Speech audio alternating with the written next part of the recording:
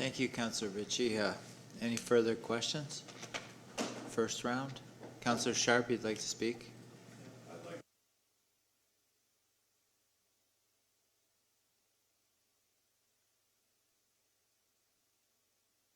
All right, we have Councillor Sharp as a mover and Councillor Vardy as a seconder to defer this. Recorded vote, please. Yeah.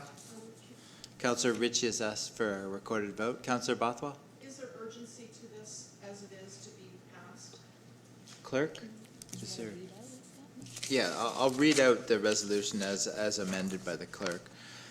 Resolved that report TC 20-03 dated August 17th, 2020 be received, and that bylaw 2062, being a bylaw to prohibit and regulate the discharge of firearms and bows in the town of Grimsby, be approved and enacted, and that staff further bring a report with further amendments to the bylaw to encompass further changes, including public consultations. So that's the amended bylaw, or the amended resolution.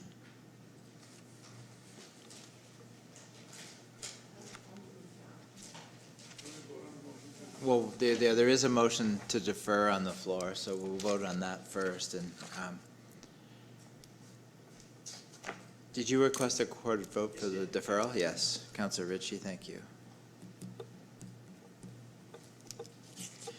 Moved by Councillor Sharp, second by Councillor Vardy. Resolved that report TC 20. Can I just add to that? Defer until after we have public consultation. Yeah. So just to defer it until we have public consultation. No date, but we have to have a public consultation first, in my opinion. So you want it deferred until after we have public consultation. Councillor Ritchie.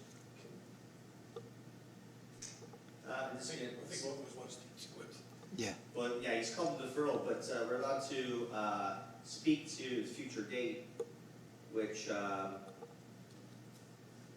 again, it says a future date. It doesn't say. I don't know if that's got to be specific or. Do both. I'd like Either it to be specific or until after public consultation. It could be months. Right. Yeah. I'd like to, my motion to defer until after public consultation. vote on that. All right, so we'll vote till, so you'd like it to read, Councillor Sharp, resolve that report TC 20-03 be deferred until after public consultation has taken place. Yes.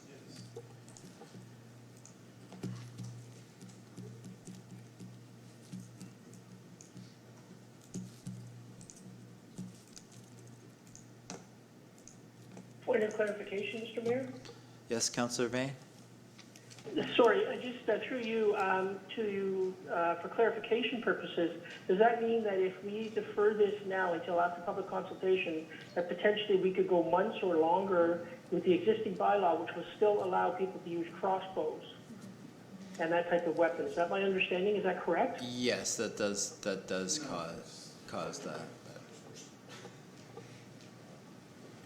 Thank you. Thanks. All right, I think I have it now. Moved by Councillor Sharp, second by Councillor Vardy. Resolved that report TC 20-03 be deferred until after public consultation has taken place. Councillor Bothwell? No. Councillor Bothwell is a no. Councillor Dunstall? No.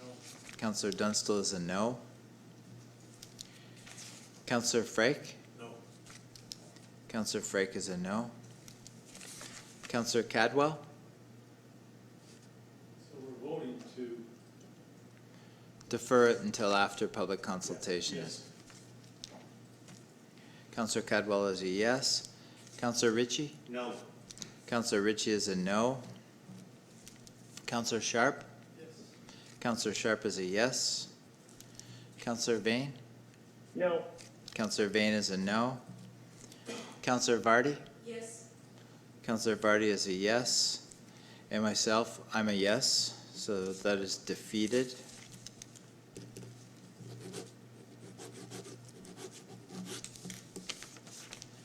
All right, so now we move back to the original resolution. We need a mover and seconder for the original resolution. Moved by Councillor Frank, second by Councillor Ritchie.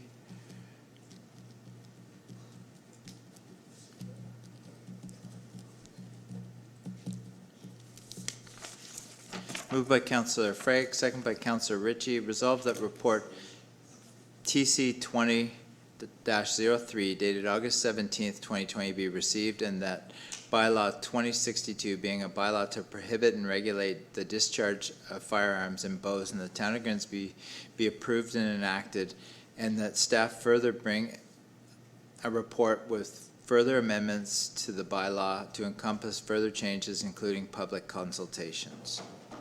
Recorded vote? Oh, yeah, we can discuss it. Councillor Ritchie.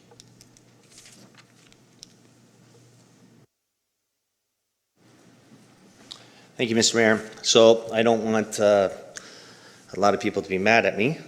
So I'd like to make an amendment to this to one of the exemptions, and that would be to, for the purpose of hunting, and those individuals who are hunting to be exempt as long as they're following the rules and regulations as set out by the province.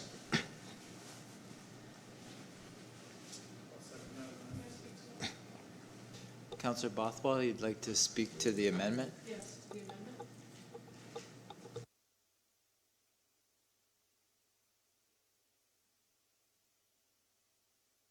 Councillor Ritchie's amendment. Councillor Sharp, yeah. Do we have? We do the second before we. Yeah, we have a mover and a seconder on it. So. Okay. No, he wants to make an inclusion into the draft, which we're now sending back to staff to redraft and to have public consultation. So I think the opportunity to add that language is at the time of the public consultation and the staff report. I think it's premature to add that language now into as a recommendation because we haven't had any public consultation. So I wouldn't support that amendment at this point because I think it has to be part of the public discourse. Yes. Clerk? So our current bylaw does not allow for hunting. So that's why we haven't included, and in the new changes, we will propose some recommendations for provisions of hunting. Thank you. Councillor Ritchie? So I'm happy to withdraw my amendment. All right, so noted that your amendment's withdrawn. Any further discussion?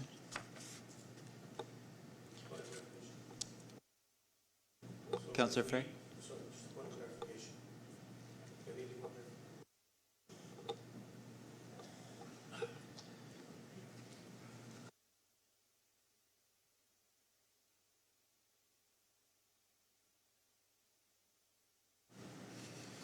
Thank you, Mr. Mayor. Point of clarification. If we go with this as it now stands, we can still amend it down the road, right? That's a yes? Yeah, that's correct. I just want to let everyone know out there, the public in general, that right now the most important thing is the safety of people, and I guess pets for that matter, or public property, whatever. So at least we have something in place to protect safety of people and property, and that's the thing. I think that's why I think we need to go ahead with something right now, and we can perfect it later. I mean, that's the whole idea, right? Because there's a lot of other moving parts we need to conclude in this particular amendment. So I will support it as it is, but only knowing that we'll go forward, we can amend it to what it really should be. Thank you. Thank you, Councillor Frick. Any further discussion? Councillor, Can I just ask for a recorded vote, please? yes, Councillor Ritchie has asked for a recorded vote. Moved by Councillor Frick, second by Councillor Ritchie. Resolved that report TC 20-03 dated August 17th, 2020 be received, and that bylaw 20-62 being a bylaw to prohibit and regulate the discharge of firearms and bows in the town of Grimsby be approved and enacted, and that staff further bring a report with further amendments to the bylaw to encompass further changes, including public consultations. Councillor Bothwell? Yes. Councillor Bothwell is a yes. Councillor Dunstall? Yes. Councillor Dunstall is a yes. Councillor Frake? Yes. Councillor Frake is a yes. Councillor Cadwell? Yes. Councillor Cadwell is a yes. Councillor Ritchie? Yes. Councillor Ritchie is a yes. Councillor Sharp? No. Councillor Sharp is a no. Councillor Vane? Yes. Councillor Vane is a yes. Councillor Vardy? Yes. Councillor Vardy is a yes, and myself, I'm a yes. That's carried.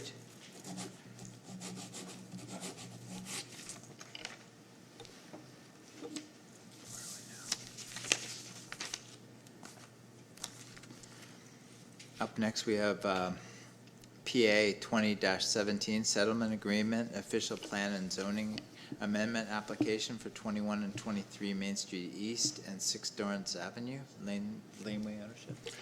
If I may, Mayor, I CEO thought I would formally introduce our new Director of Planning. I know you met her before already on Zoom call, but I wanted to formally introduce Antonetta Minaquilo, but we call her Antonetta. At the last meeting, you requested that you wanted to hear from our new Director of Planning on the development, and she's here to present that to you. So Antonetta, you're going to come up here, or are you? Okay. Welcome, Antonetta. Thank you. Thank you. Council, let me get my speaker on. There we go.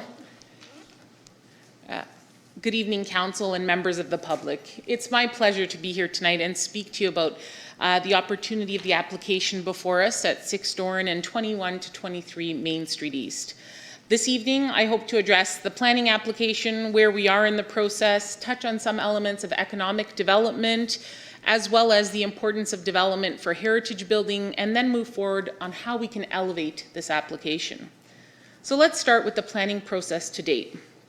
As you are aware, we are currently in the zoning bylaw amendment and official plan amendment phase. The next step in the planning process would be the site plan application phase. This means that there are a variety of checks and balances that we can put into place to the applied proposal. Those include the review of the site design and coordination of the following: high quality building materials and design, landscape, pedestrian movements, barrier-free design, grading, drainage, stormwater management, parking, layout, vehicular access, etc. So I wanted to make it clear where we are in the process, and also to say that all of the things that may still have questions around them get sorted out in the next phase of the planning process. With respect to technical matters, we understand that there were some areas of the application that could benefit from further information and explanation. As a result, Alan Ramsey has submitted a memo addressing these questions that were raised at the last meeting. This memo and the answers to those questions will be addressed in the closed portion of the meeting, but I wanted to say that we did make the effort to get some of the outstanding questions addressed so that you have absolute clarity in how we move forward. Refinements to the application. We have worked with the applicant to ensure that this application is a good fit for our downtown and will add value to the immediate area as well as the broader community. As we have done so, the application has evolved in the following areas. The number of units has gone from 92 to 90 units. And while I understand that the number of units has been an area of interest, let's consider that the form of the building matters more than the number of the units, in particularly in a heritage area. So let's just take a few moments to explore why it is that I'm saying that. If potentially we had an 8-story building before us with 30 or 40 units, would that be okay? The answer is probably no, because it's not compatible with the heritage area. What really matters is the building form. Is it compatible with the Main Street East area? Does it honor the heritage setting it's located in? The unit composition is dictated by the market. So, for example, 90 units is the max number of units. However, if the market demands more 2-bedroom units, then potentially that unit count could also decrease. So I think it's just good advice in general to not get hung up on maybe the number of units, but rather, is this a development we'd like to see and we think is compatible? Other areas that have evolved, as you know, is the building height, and we have the image here for you on the screen. The application has evolved from 8 stories high to 4 stories. The application is also made up of approximately 1/3 of 2-bedroom units, 1/3 1-bedroom plus 1 den units, and 1/3 1-bedroom units. This is a great mix to have, and I'll talk about that a little later in our presentation. Also of note is that the square meters for commercial space has increased to 603 from an original 463 square meters, which is an increase of approximately 25%.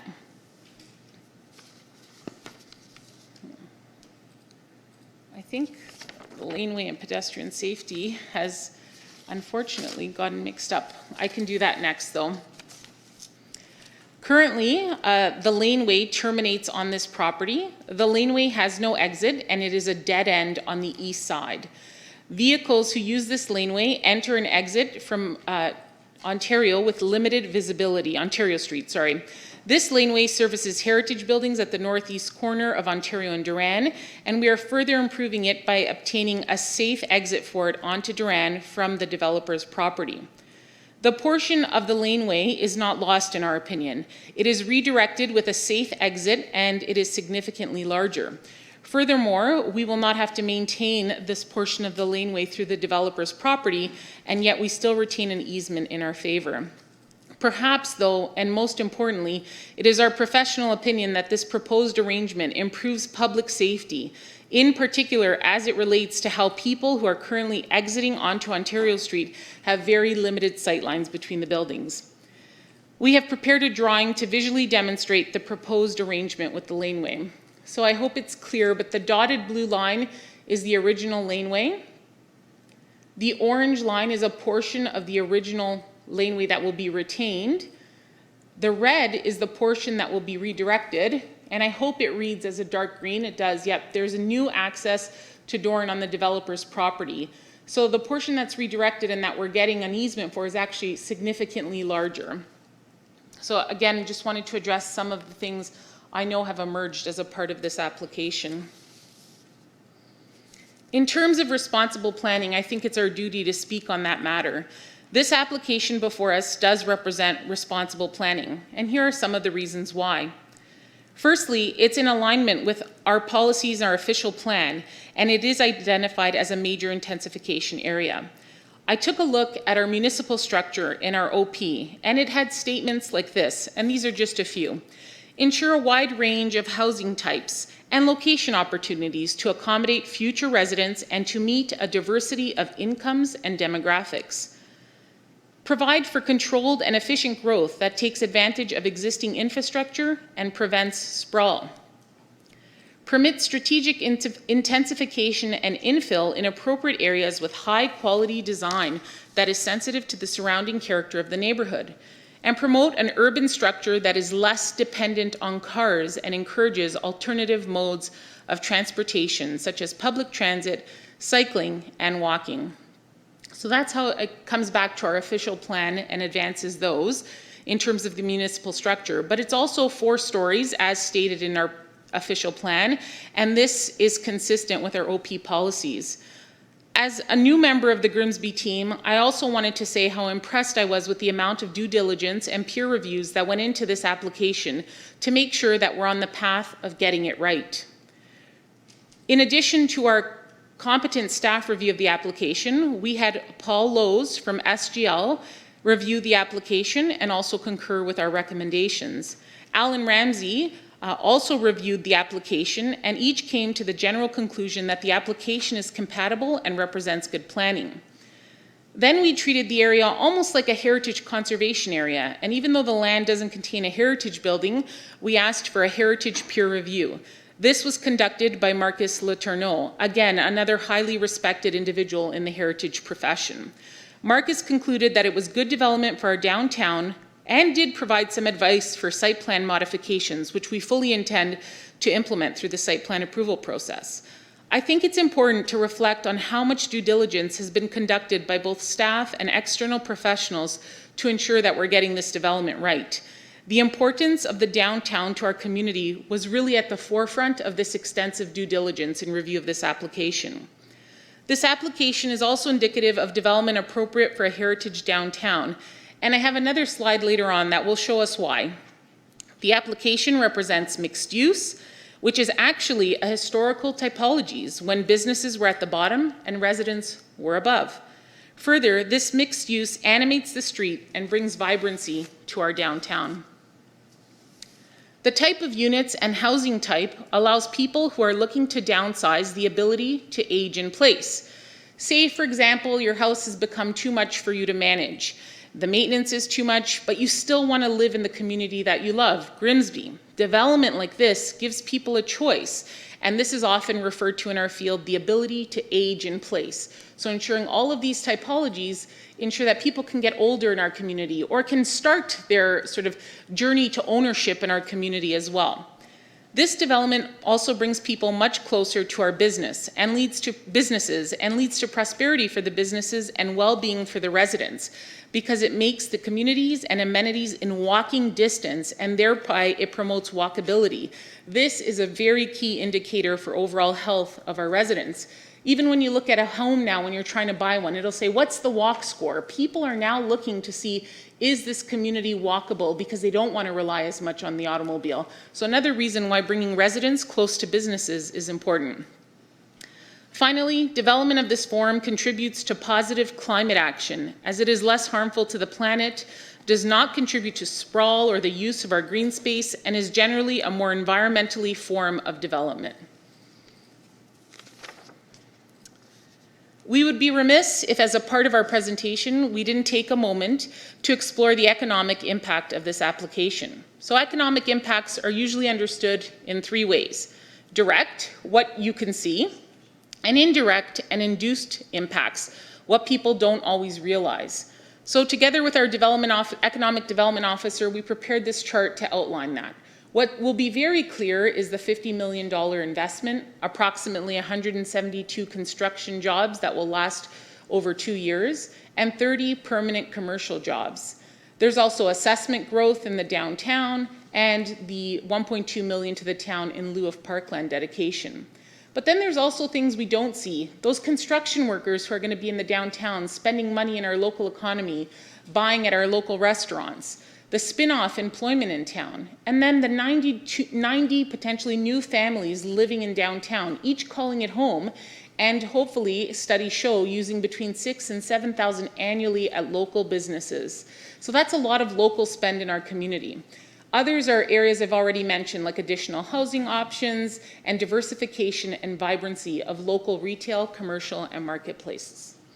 I will note that we've made our best efforts to get an accurate estimate, but of course these numbers may vary slightly.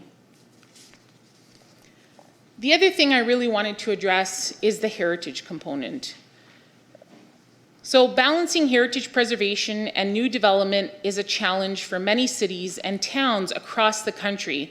And a lot of it has been addressed in a study entitled The Value of Investing in Canadian Downtowns. Our beautiful community is a magnet for new investment. Investment can help us conserve our heritage for future generations. Now, don't get me wrong, this doesn't mean that we allow any and all developments, but it does mean that we demand the very best of the development we do allow. Communities can quickly become polarized around these issues, and discussions can rapidly degrade to either development equals destruction of our heritage or protecting heritage equals economic decline. Grimsby can have the best of both of these worlds and simultaneously achieve heritage protection and economic growth. It's not one or the other. I found an example that when Halifax found itself locked in a stalemate over heritage and development, it reversed the situation through an inclusive planning process that aimed to achieve a more positive dialogue with a focus on those good design outcomes we were talking about earlier. In Halifax, this process delivered design guidelines that built trust, certainty, and contributed to new development and encouraged significant reinvestment in downtown's treasured heritage buildings. So we can't forget that a lot of this investment makes sure that those heritage buildings are standing there for the long term. Earlier, as I mentioned, it is the design of a building that matters. Is it contextually appropriate? Is it sensitive to its surroundings? Are we demanding the best of it? This application is contextually appropriate and will also require further refinements to make it more sensitive to the character of the area. I also took some time to look into what is happening elsewhere in Ontario in municipalities that perhaps comparable in size and scale. So here are some images, and they're spread across Ontario with a variety of communities, but you'll see a heritage image here, and it's of Brantford, Ontario, I believe, and there you see historically 4 stories were what you would have built. 3 to 4 stories was very common in a historic downtown. Then you see redevelopment in places like Lindsay, Ontario, Collingwood, Innisfil, Ontario, and we're seeing that the 4 to 5 stories is really compatible with a heritage area. So just to say, when we can learn from others and we can get a sense of, oh, is this appropriate and will this fit? Others have also determined that the height and the kind of scale and massing we're looking at really works in a heritage sensitive area. And not only that, it would have actually been historically a building form that would have been accepted. So next I want to talk about how can we demand the best of this application. There's no doubt that there are areas for improvement with this application. With the applicant, we would like to explore the following ways of improving the application. The use of high quality building materials, a lighting plan to ensure the building is animated at night and contributes to the safety of the downtown, a rooftop garden and amenity space, public realm enhancements to the sidewalk, safety for our children. We were thinking about a road treatment on Duran, which would be colorful, as you see in some of the images that I've put up there. That would get cars to slow down. They even have ones that are painted on the ground but look 3D, so as you approach them, you automatically slow down. Improve the sustainability performance of the building, and we want to conduct an urban design review of the application with Alex Terreneau.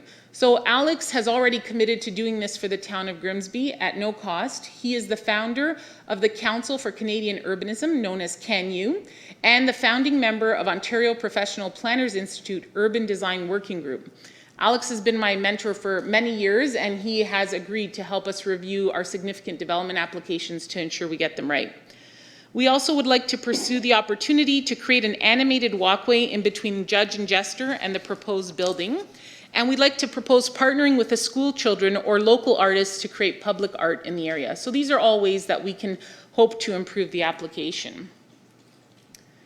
Finally, we wanted to look at how this application can help us achieve our town's strategic priorities. What I did is we went through the town strategic priorities and pulled out the ones that this application helps deliver on. I'll quickly read them. Stronger local businesses and employment growth in retail and service sectors through identification of opportunities for growth and expansion based on existing and potential markets. New investment, renewed facades, new tenants, owners, or new design features that contribute to a sense of investment, security, and stability in the downtown. What better than a $50 million project, especially during the recovery period?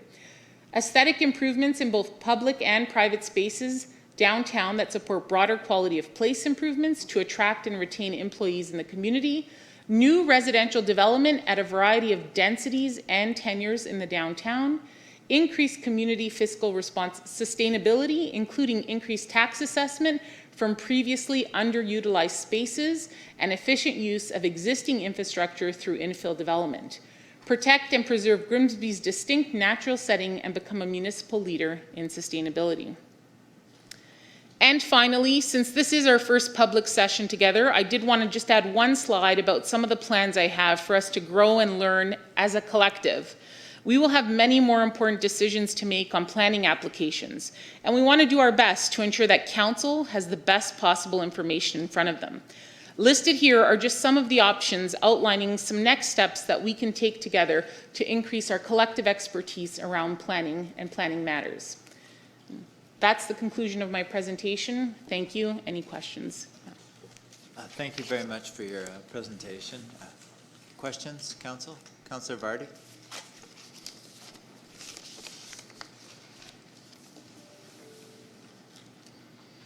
So, welcome, Antoinetta.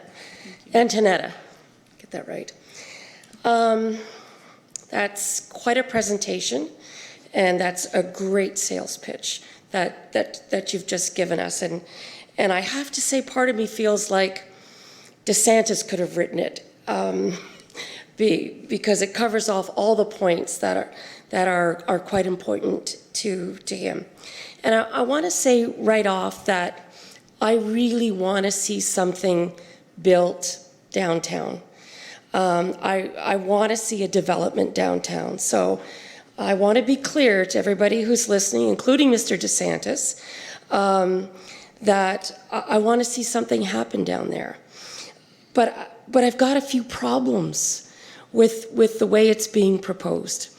And, you know, until we can kind of address some of those things, I can't support it. And I have to say, Mr. DeSantis has quite an opportunity, because the way I see it, that property is a seminal property that's going to define our downtown. It is not just a building. It's not just the developer putting up one more building. It is really significant from how we shape the future of Grimsby. And that's part of the reason why it's so important to get it right. And with, you know, some of the resistance up until this point that the developer has faced. You know, and I'm looking at your slides, and like a couple things kind of stick out. You know, you have a slide that say, oh, we've gone from 8 to 4. Well, we could never have had 8. Zoning's only up to 4. So you could have said we've gone from 80 to 4. It's completely, that's just nonsense. And when I see that kind of stuff, it kind of just infuriates me. The big issue, you know, when they say in real estate, location, location, location. For downtown, it's parking, parking, parking. So I have a couple specific questions about parking, and that's how much dedicated parking do we have for the restaurant? So, through you, Mr. Mayor, do we want to address that? Because it is included in the memo from Alan Ramsey. Is it best to save that for our closed discussion? Yeah, I'm getting nods. Yeah. I could take note of that question. Let me tell you right now, I'm not comfortable discussing in closed something that's so important to the people of Grimsby. And I don't think that's the kind of conversation we should be having behind closed doors. So let me just put that on the table. So I want to know about dedicated restaurant parking. I want to know about dedicated parking for visitors. And if the proposition is, you know, we're going to share them, sort of a first come, first serve, it's not going to work. We already know from people in the downtown area, business, there's not enough parking. We hear it all the time. So if there's any kind of skimping on parking, this just isn't going to work. So let me get that out there.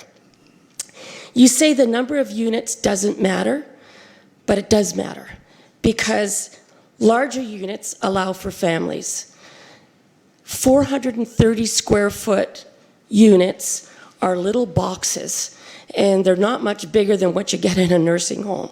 So that does not encourage, that doesn't really encourage a permanent resident in Grimsby. So, you know, I really worry about these tiny units, and what we want to do is encourage families, because that's what's going to bring vitality to the downtown. The ground floor, I mean, we talk about stories when we really should be talking about height from the ground level.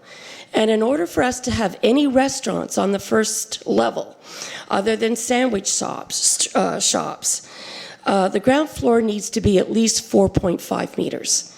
And I know you're going to say, look to the report. I didn't see it in the report that we're going to talk about in closed, that I don't want to talk about in closed. So when you talk about, you know, we're going to demand the best of this application, well, we're not demanding enough parking, and that's the best.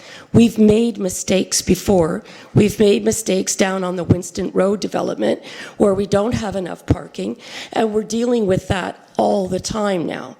So let's not, when we know we have a problem already, let's not make the problem worse. And, you know, I've heard when this originally came up, Mr. Basic suggested, well, people can use the parking in behind, the public parking in behind the residents. They're saying there's not enough parking already. That is not the answer, okay? And when you're talking about the best of an application, why are we talking about net zero building? I mean, that's not even been mentioned. So we have an opportunity to do something special, to do something that people will notice and people will like and support, and people will thank Mr. DeSantis for bringing to our town. And that's what I want to see happen. Thank you. Thank you. Thank you, Councillor Vardy. Councillor Sharp? Sorry, through you, Mr. Mayor, may I address some of the questions that were there? Absolutely. Sorry about that. That's okay. I tried to take notes as best I could, so I'll try and do some answers to the questions. But I hope we elevated the thinking around the application about heritage, community well-being, health, public safety, and we did also mention sustainability and making the building more, reducing its climate impact in the presentation as well. I agree that it's very important to get it right. It certainly does set the precedent for a lot of what might happen in the balance of downtown. In terms of the number of units, it's my professional opinion that it's not as important as the overall building form. That is really what matters. You also mentioned that it allows for families, and especially we already have single-family homes in Grimsby. Our official plan policies and other goals are really to expand the diversify the housing typology. And, you know, I would also contend that families are not only the ones that occupy single-family homes at, frankly, an ever-increasing price range here in Grimsby and throughout the GTHA. Families can be, you know, a mother and a child. They may not be able to own that single-family home that is sprawl. They may need units like this. I think that like sort of... 2 bedrooms, more yeah. 2 bedrooms. So through you, Mr. Mayor, we already have sort of a high number of 2 bedrooms in this development, which is higher than you see in a lot of other applications. But as I said, that may change as the demand comes forward. But you may also get a retired couple. That's a family, in my opinion, and we have to plan for all kinds of families, no matter their number composition or, you know, what sort of life circumstance they're under. Not every family can afford a single detached home or a townhouse, and that's what this helps address. And I would add that, you know, a lot of seniors who perhaps sell a home and then move into something like this may have more disposable income to spend in our downtown as well. So I think just not to be as restrictive when we think about families, what that means and what units they might be looking for. And there's a lot of evidence to back that. And I think, oh, sorry, there was a mention of the net zero building not been mentioned. We did talk about sustainability and making the application more environmentally friendly. We don't have any policies currently in our official plan about that, and that's why we have to work those out and try and work in good faith with the developer through the site plan application process. I just want to reiterate, the number of units also will somewhat determine the number of people in the building. So are we going to have, you know, 100 people in the building, 200 people in the building? And when I mention families, I am talking about all those different compositions. So I'm not saying that the only kind of families are the, you know, mother, father, 1.2 children. So I just want to be clear about that. But, you know, do we talk about LEED architecture here? When you're saying we demand the most, right? This is the opportunity. This is an opportunity, in a certain sense, to put Grimsby on the map, because it's a special building in a special spot. So let's make the most of it, is what I'm trying to convey to you. So through you, Mr. Mayor, I would agree. We just have to work with the current policies that we have now. We can't force any LEED gold or LEED silver at the moment. It's something we can work towards in our review of policies and implementing that. Other things that we've talked about are sustainable community development guidelines, but right now it's sort of in good faith without those proper policies until we can get them in place, and it is our intent to explore those. So if that's the case, don't say demand the best. Say demand the best we can get, you know, or demand the best that you know, allowable for now. You know, I mean, let's aspire to something. Okay. Thank you, Councillor Vardy. Councillor Sharp?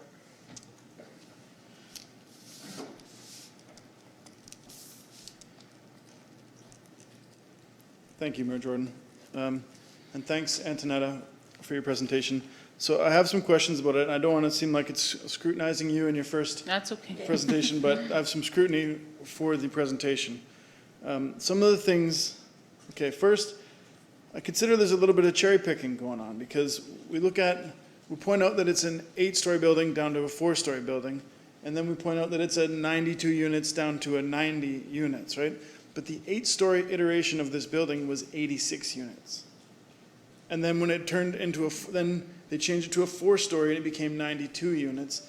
And then now it's still a 4-story and it's 90 units. So it's actually from 8 stories to 4 stories compares to from 86 units to 90 units. So it's not 2 units less, it's 4 units more than the original application. And however that LPAT de novo hearing stuff works, I think de novo is Latin, and I think it means back to the beginning. And like, the beginning was an 8-story, 86-unit building.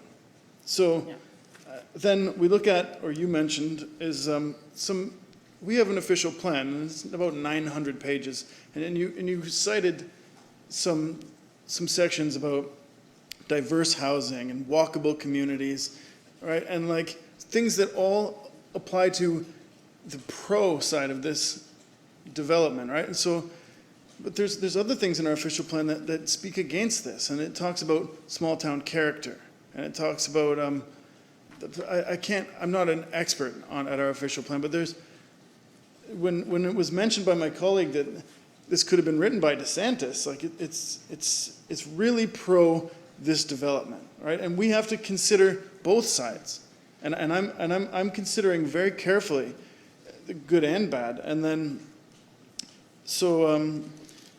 When we talk specifically about the mix of housing types, there's something like 10 or 11,000 residences in Grimsby.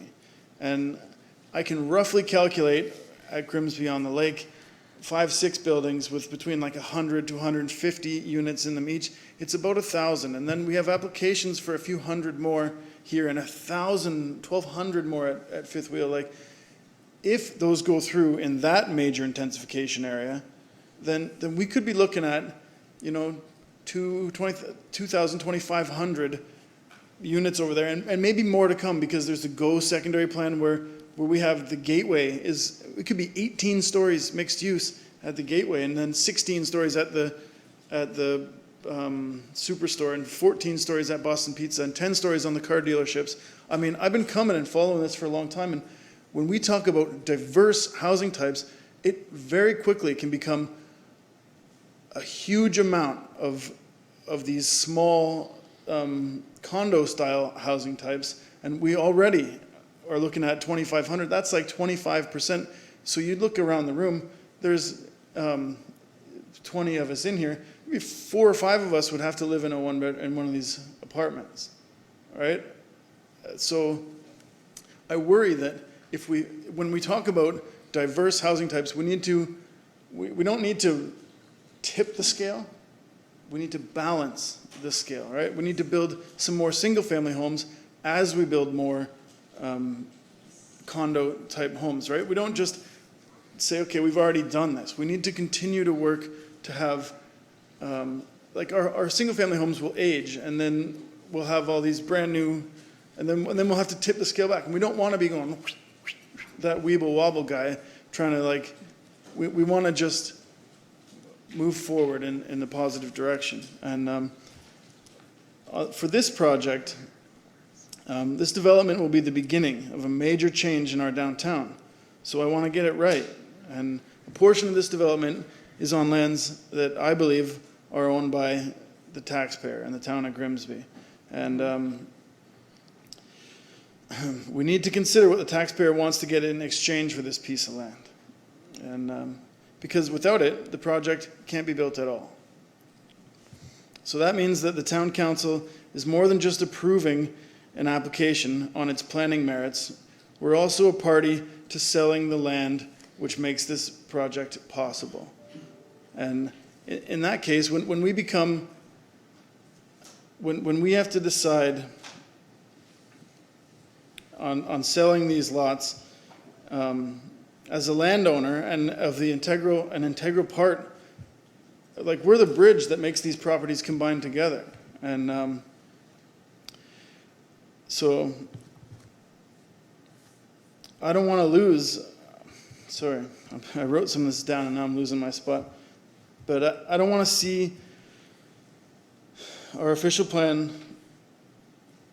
as a landowner, I want to see our official plan and zoning held up to the highest standard, like including and especially parking, right? And so one of the things that one of my colleagues had mentioned to me was that we have this municipal parking downtown, and we do, right? And it was mentioned that there's other projects that don't have the parking that's required, and they're grandfathered in. If they were to do an application to change their projects, we would require them to provide parking on site. It's another spot in our official plan.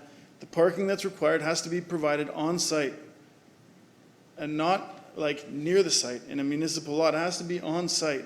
And so currently, we, representing the taxpayers, we build and we maintain and we plow the snow on municipal lots, and that costs money. And the taxpayers are paying this because these older buildings don't have the parking that they need, and because we need to have parking available. And so when I said in the beginning that this is like the beginning of a major change to downtown, we don't want each project here to depend on the municipal lots that the taxpayers have been paying for to cover the jackpot that the old buildings are in. And another example of this is our older buildings downtown aren't handicap accessible, right? And they're grandfathered in because they were built before these requirements. They don't have to be handicap accessible. This building will have to be handicap accessible. It will have to meet all of those standards, right? And our older buildings don't have the proper parking that they need according to our current standards. And we've provided lots at the expense of the taxpayer. We pay for these lots. We pave these lots. We plow these lots at the expense of the taxpayer. And this new project should meet the parking requirements just like it should meet the accessibility requirements. And it should have all the parking that's required for a restaurant on the site. Our official plan says that. That is not, I'm not making this up. It says it should be there on site, not near site. And so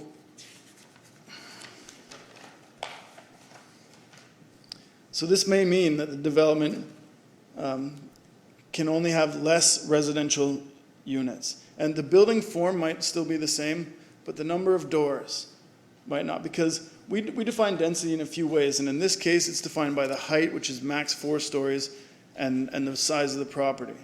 And here he's shown us a built form that looks like it's about 2.5 times the lot area, and it seems like it's an appropriate building size for a high density mixed use area, right? But then it's not just this that defines the density. It's also parking that governs density. You can't build 1,000 units on a spot that can only fit 150 parking spaces. And you can't, when this requires 160 parking spaces and you can only get 150 in the project, it might be because there's 7 too many doors in that building.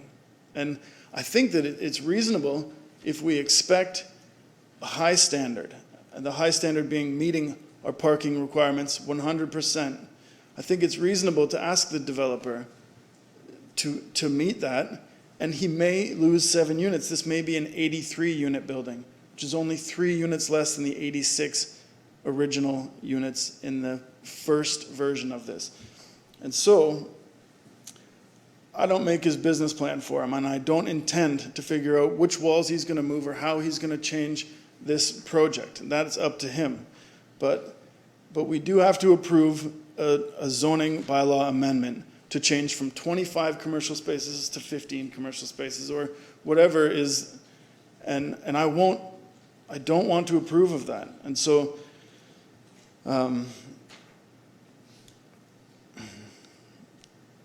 one of the other things that you talked about was our strategic priorities, and you listed a few of them off, and you left out responsible growth, right? And it's like that's a priority too. So like the priorities should be read in full. We can pick a few and say that we mean this, but we want responsible growth. And I know there's some people who disagree with even 83 units downtown, but there's others that do agree. And I think I can come to a place where, I think a lot of us can come to a place where this could be a really good project. This could get approved, and this could become the start of something new downtown, an improvement. But if if we're expected to sell a portion of town-owned property, then I think this has to come to more than just planning merits. It has to become an issue of what we expect. And I expect 100%. Thanks. Thank you. Thank you, Councillor Sharp. Councillor Bothwell? Oh, Antoinette? Only if it's useful through you, Mr. Mayor. If not, we can continue to go through the answers. Yeah. I mean, maybe I'll just quickly touch the responsible growth strategic priorities. The lines that we took out of there were under the responsible growth section. So we did really try and look at all of the strategic priorities. We just pulled the ones that were most relevant, but responsible growth as one of your strategic priorities did include one of the lines that we pulled out. So we are trying to look at them in balance. There's a number of other things, but I think I'll just leave, we are looking at it very holistically and comprehensively, all the strategic priorities. Thank you. Councillor Bothwell?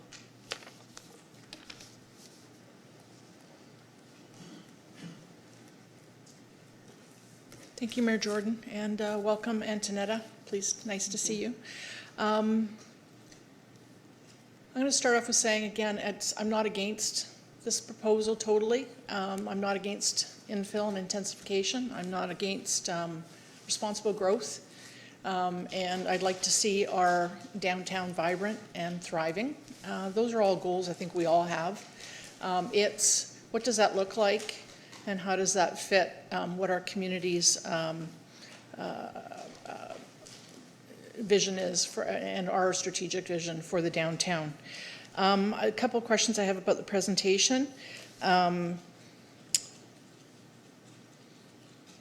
One of the things that, the key things that came out of the number of peer reviews that were done on the heritage impact assessments, there was a number of them. Golder did it, Letourneau did it, SGL did another peer review. And the final one, the Letourneau report was dated August 2018, and then SGL did a review of that in October 5th, 2018, and it was brought forward to the November 2018 planning meeting. And through all of those heritage impact assessments, there was a continued message that the scale, the massing, and the setbacks were not suitable and appropriate for the downtown. Letourneau said it, SGL said it. SGL said that they recommended that the cultural heritage impact assessment be amended or revisited to address those concerns. I haven't heard or seen, and it did say that to the satisfaction of the town. The town can say we're good with it, but is council good with it? Is the community good with it? And that hasn't come back for us to look at how that massing, scale, and setbacks in the cultural heritage impact assessment were addressed. As well, I believe the Heritage Committee asked for the revised heritage impact assessment, and I don't think we've seen that.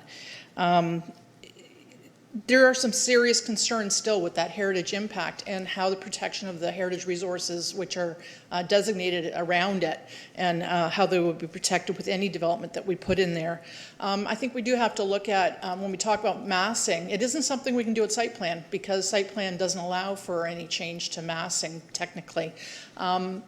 So I think we have to get it right at this point. We have to get those setbacks right, because, and I don't think we should be doing an official plan amendment and a zoning bylaw amendment that addresses some of these key issues and numbers and details in closed session. I really think it is very important that these types of discussions are in public. So anything we can minimize that we're going to do in closed session with the legal aspect of it, I'm hoping that we can do that and only handle what we have to in closed session, and then that we can get outside of that closed session to further discuss some of these. There's no way I'm comfortable with approving something in closed session for an OPA and a ZBA. The major intensification area, and I know you go to LPAT and they say, well, we got to put all this in there, we got to intensify. Major intensification in the downtown is we have 2-story and 3-story retail businesses with little apartments above them. Any amount of residential or additional units is intensification. Major intensification, okay, even in the downtown, it doesn't mean it's 90 units. Major intensification to an original vacant lot or a 2-story little retail building with 2 apartments above it, major intensification is 10 units. So how do you define major intensification in the downtown? Is quite different than how you define it in the West End where I am with the Casablanca area. Major intensification there is mixed use, high density, 2 times the lot size, 3 times the lot size, 20-story buildings. Downtown isn't the same. You can't use the same one-size-fits-all for the definition of major intensification. So I think we seriously have to look at how that, how those numbers are going to fit and how we're bringing in that number of people. And that's why I also asked about Amendment 1 and the population and densities that our planning staff are looking at with the region. Because I want to get a grasp and an understanding of what our town staff and our planning staff are and the region are discussing as to what they feel is appropriate with respect to intensification, especially when we get to the downtown. So that will be an interesting discussion later.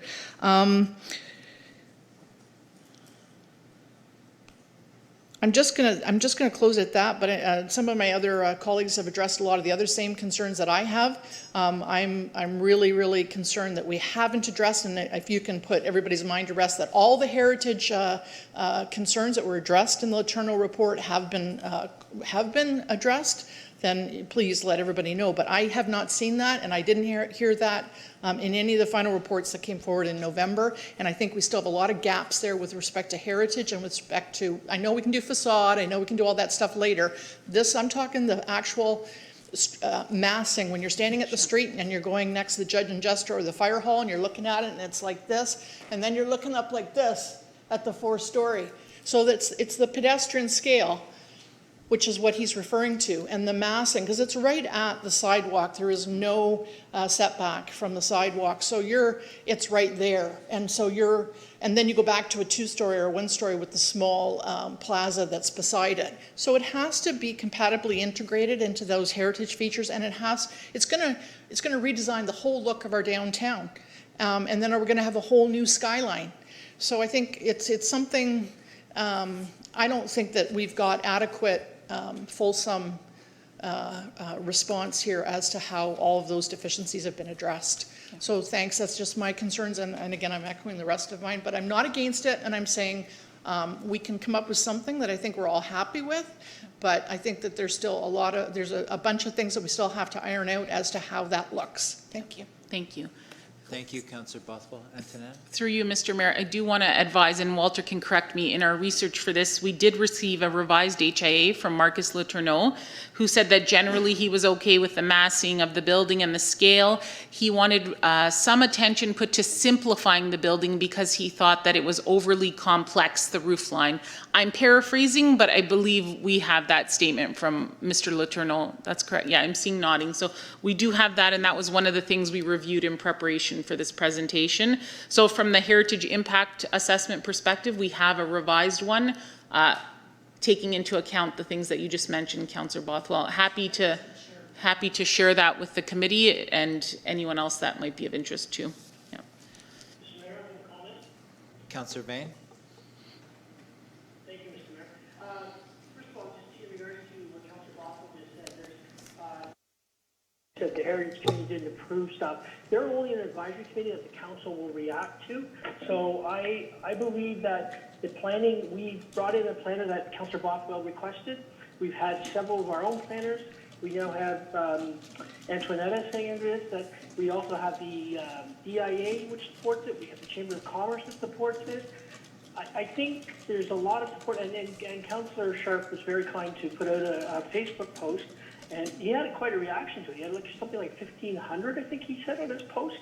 And but from what I read, there was a number of people who commented who have biases because they are opposed to any kind of development on Main Street. But there's other people who genuinely are concerned about parking. Yes, that's true. But again, as has been pointed out to me by the DEIA president, there is 1,100 parking spaces downtown. And we need to move on. We need to start getting our downtown up. Our businesses are dying. And we need to start acting now. We can sit here and argue about 10 units or 10 parking spaces, but at the end of the day, it's going to cost this town hundreds of thousands of dollars to take it any further and potentially lose the argument that the laneway is ours, in which case we've lost everything and we spent hundreds of thousands of dollars. I think what Mr. DeSantis has brought forward is very viable, and really we need to listen to our planners.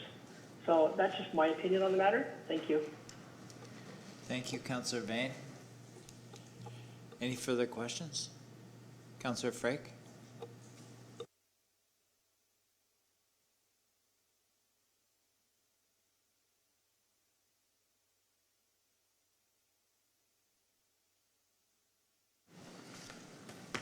Thank you, Mr. Mayor. Thank you, Antonetta. Good to see you again. Good presentation. I did hear the same presentation last week from Mr. DeSantis at the DIA meeting. Very similar. He definitely was trying to sell his property. I just want to speak on behalf of the downtown merchants. I mean, I echo what Councillor Vardy has said, and Councillor Bothwell, and Councillor Sharp, without a question. But the thing that keeps coming up the most for the most of the downtown merchants is the parking. Even today, as it sits today, it's an issue now. It's going to be a bigger issue when this building gets in there. And God knows, I think everyone downtown wants this space to be built. We want this building to be a signature building. We want it to be the most spectacular building in Grimsby. It's our downtown. It is our original downtown. 4 stories, no problem. Yes, we want this building to be built. There are issues around the size of the number of units in the building. I think I've said this before, and I'll say it again. I don't think that Mr. DeSantis has moved too far on the number of units, and the units equals the parking spaces. I think if there's less units, there's more parking spaces, and he has to accommodate more parking down there, because I think the thing is, everyone thinks that, okay, we have this building there, they can just park over on the street, they can park over in the public parking lot across the road. He has to accommodate more than enough parking down there to accommodate service vehicles, visitors, and so on and so forth. And I don't think the 1.25, is it, that he's applied to this right now, is going to do the trick. It's just not. Councillor Vane mentioned that the DIA has supported this project. They have supported the project in principle. They have supported this building going in that space. But they also said that they wanted to ensure that the building is in accordance with what council wants. Just want to clarify that. Councillor Sharp did a survey online. I think he had something like 1,500 views, but most of them from the public were negative. Am I correct in saying that? They were. Because they want basically what council wants, and we want what the public wants. So if we're going to give away our piece of land downtown, which is the laneway, I think we need something back in return for that. So, and one last thing I do want to add, and that's something we keep avoiding, and that's the traffic issues. We currently have huge traffic issues along Main Street, coming down to Elm Street there, and every time we build another development, there's more traffic. We've got Phelps, we've got one further down east, Brenthaven, and all the other buildings and development that's going to happen in this town is going to create more traffic downtown and along Main Street. It's a regional road. And that is one thing that we haven't really addressed. And that little area there is going to be like an epicenter of traffic. Ontario Street, Elm Street, Main Street, all coming together in one place. So it's going to be mayhem down there. And of course, while it's being built, that's going to be even worse. But I just want to say again, traffic is a problem. Parking is a big issue. It really, really is. And of course, the other thing that keeps coming up downtown is that it needs to fit into the downtown facade and the look of the heritage downtown, and we just need to make sure that that's done properly. So I think that it's been, all the other issues I have here are more than covered by my previous colleagues. So anyways, thank you. Thank you, Councillor Frank. Antonetta? Yes, through you, Mr. Mayor. I think I'd like to clarify a few things. I just checked with our legal counsel, and we can speak to some matters of parking in open, and I want the same as you want. I want to discuss as much as we can in front of the public, so we'll get to that. In terms of the traffic issues, that's why walkability is a really important thing, but I also want you to consider we don't want people driving through our downtown, we want them driving to our downtown. So consider that. And then finally, my excitement and the passion I put into my presentations is not about a development or a developer, it's for Grimsby. I have worked in communities where this kind of development into downtown just was hoped for, in investment of life, of money, of vibrancy, of people, municipal, that could eventually then overspill to the heritage character areas and just ensure that businesses have long-term survival. So pardon perhaps my excitement, but it really comes from a place of what can be really good for the town and what other, frankly, municipalities across Ontario and US really struggle with Main Street revitalization. And typically you have to throw a bunch of incentives to have the Main Street revitalized.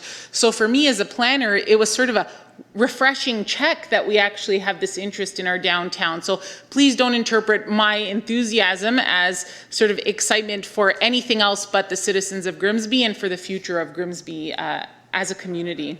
I just want to make it clear that we all want that project to go ahead. Yeah. It's just that we want a little bit of a different version of that project. Nobody is disqualifying this, and nobody wants to see that blank space downtown. We Yeah. want to see it built. Yeah. We want to see it happen soon, and it's important to us. So I think through you, Mr. Mayor, we've tried to address the concerns as we went along, but parking is a reoccurring issue. So if we can address that in open, then let's do what we can do in open to talk about that. Is that agreeable?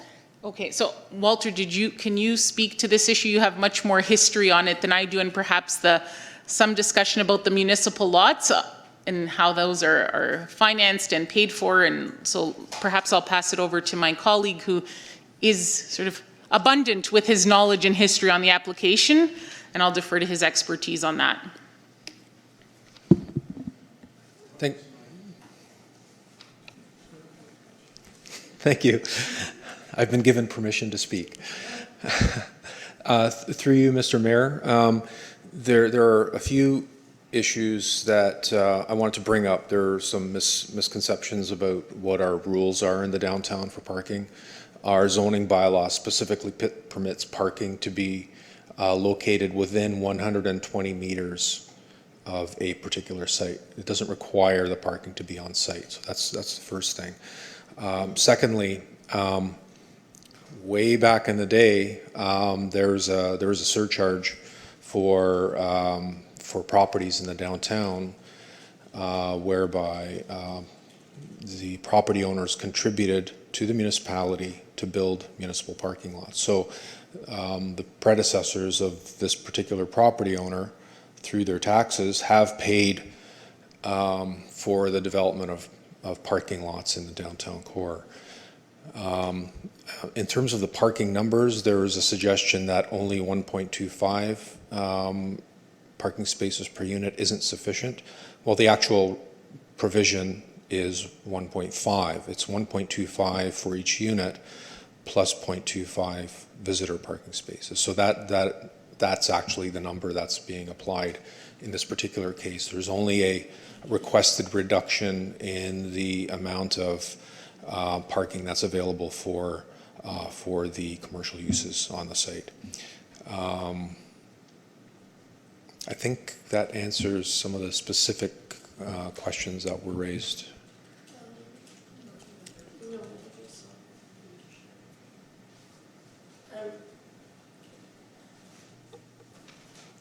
I think one of the other questions was the 4.5 meters for the front for the commercial areas that won't allow a restaurant. I think that was one that was asked and never answered. The number of dedicated parking spots for the restaurant commercial and the number of dedicated parking spots for visitors? Or are you saying that they can use them interchangeably? So I want to know how many are dedicated, and I want to know about the ground floor being 4.5 meters.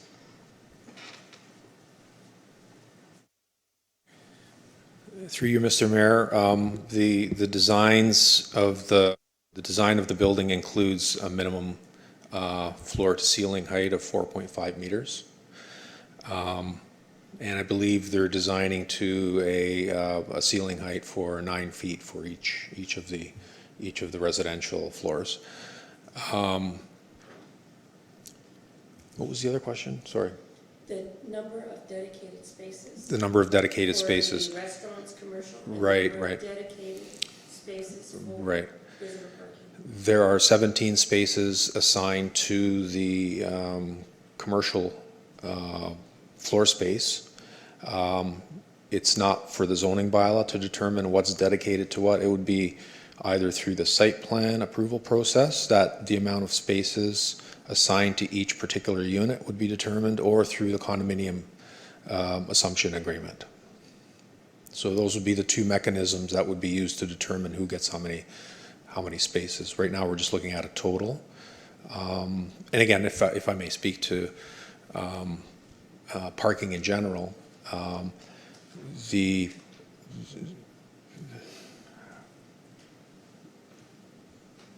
save that for later because, yeah, I can't speak to that right now. There's 17 dedicated Commercial spaces. How many dedicated visitor spaces are there? That would include visitor and commercial. That's for all the needs of the commercial building. No, but There's you have- proposed to be provided 17 spaces. All right, so there's no visitor parking for people who live in the building? There is visitor parking for people in the building. So how many dedicated visitor parking spots are there? For Visitors coming to visit people. the residents? Who live in the building, yes.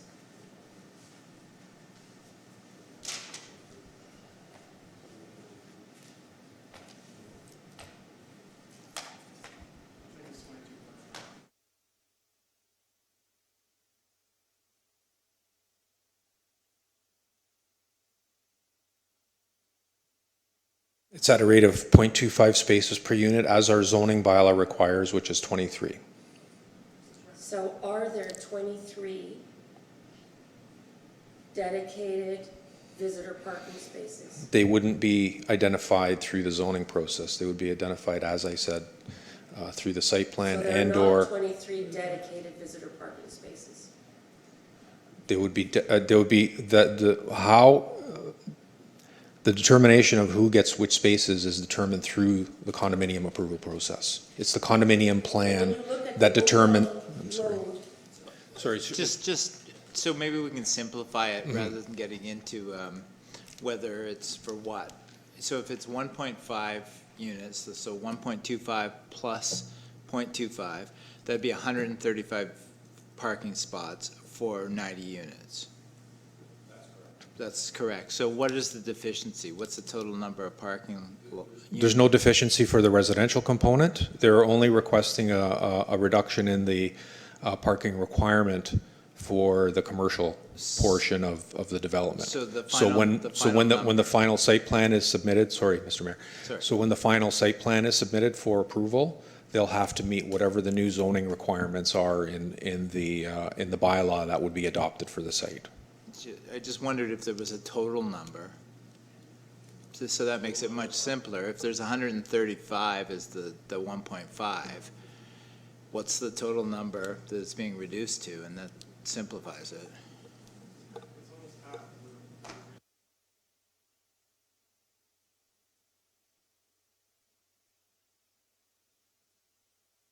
Seventeen plus the 135, which would be 152. So there's 152 total spots Yeah, what's proposed is on site. yes, on site, three levels of parking. Surface level, so that's surface level compared to Doran Avenue surface level, and then 2 levels underneath that. So there are basically 3 levels of parking proposed with this development. We're short 10 parking spaces on the commercial side. Yes, that's right. So we're short 10 parking spaces. So we need 10 more, or they need to have fewer units so that the overall composition of parking spaces decreases, and then we'll see how many they're short.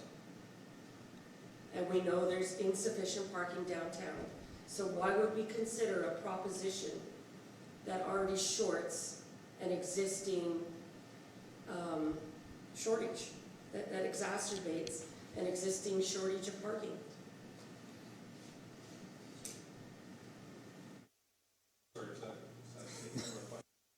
Well, it's a question. I think it's a question.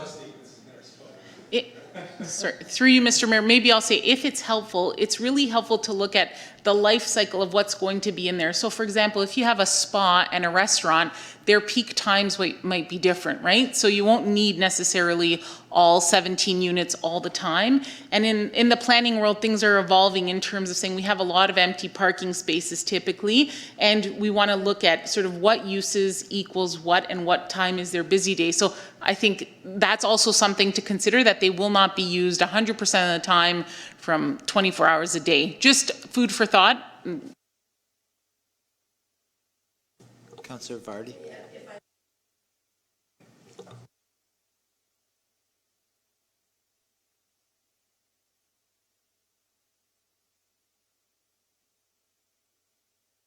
The director was saying, there already is a provision in our zoning bylaw which identifies reduced parking rates for mixed-use buildings. So in other words, where certain uses are identified in a building that are compatible with residential uses, like office uses as an example, or retail uses that have peak demands at different times than residential uses would have, and that's already recognized in our zoning bylaw for mixed-use buildings.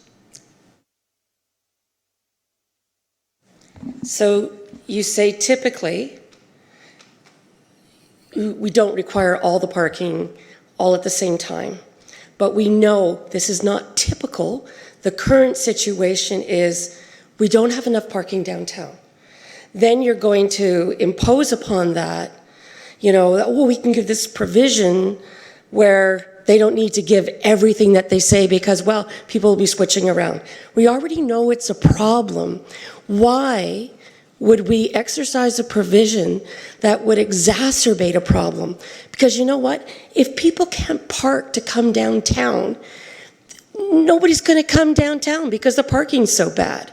So, there's a bit of a catch-22 there. We need to plan for parking. Thank you. Councillor Ritchie, then Councillor Dunstall.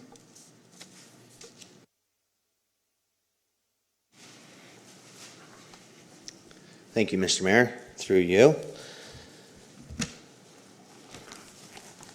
I'm going to start off by saying again, when I campaigned for council, one of the biggest questions I asked when I went to every door was, what was responsible growth?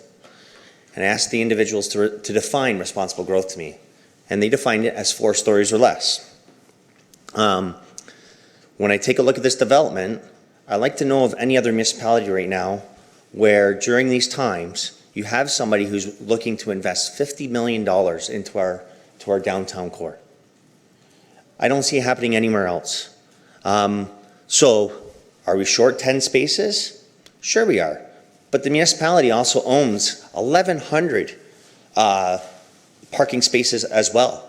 So if there's times where this project needs to borrow a couple of those spaces, I'm okay with it. When I look at, also being in this position, we look at who we represent. And I don't know this question, and with your permission, Mr. Mayor, I just want to ask a couple questions. First, to Councillor Dunstall, how many businesses are in the Chamber of Commerce? 195 businesses. And we have a letter here of support for this project, 195 businesses. So through you, with your permission, we also have a letter from the DIA. And I wanted to read this letter, if that's all right. The Grimsby Downtown Improvement Area Board of Directors was contacted by Homes by DeSantis President Gabriel DeSantis seeking a letter of support for the Century Condo Project. Please let this letter serve as such a letter, and that the Board of Directors is excited and looking forward to seeing the downtown project move ahead based on good planning principles, in accordance with the agreement of council in the best interest of the town of Grimsby. In 2005, the provincial government enacted the Places to Grow Act, followed closely in 2006 by the Growth Plan for the Greater Golden Horseshoe. The growth plan laid out many policies, including, but not limited to, managing anticipated population and employment growth, dictating density intensification throughout the area, and density would be directed towards designated urban growth centers, major transit station areas, and intensification corridors. The board recognizes there are many benefits to higher density development in our downtown core. These benefits can have a great spin-off effects in many ways when applied appropriately. Among the benefits the board sees in the Main Street site being developed, hundreds of jobs in the community over the span of construction, the establishment of additional residential and commercial, more jobs, units in the core. Development charges and cash in lieu of parkland can both play a massive part in the potential transformation of downtown Grimsby in the next several years. These core benefits also lead to the peripheral benefits, all of which has a DIA board of directors looking forward to seeing this project completed. Over decades, many projects have been proposed by several previous owners of this site. As one of the very few remaining open pieces of land in the downtown core, 21-23 Main Street East can and will have a lasting, powerful impact on the town of Grimsby. Thanks for your time and attention. So my question to you is, how many businesses does the DIA represent?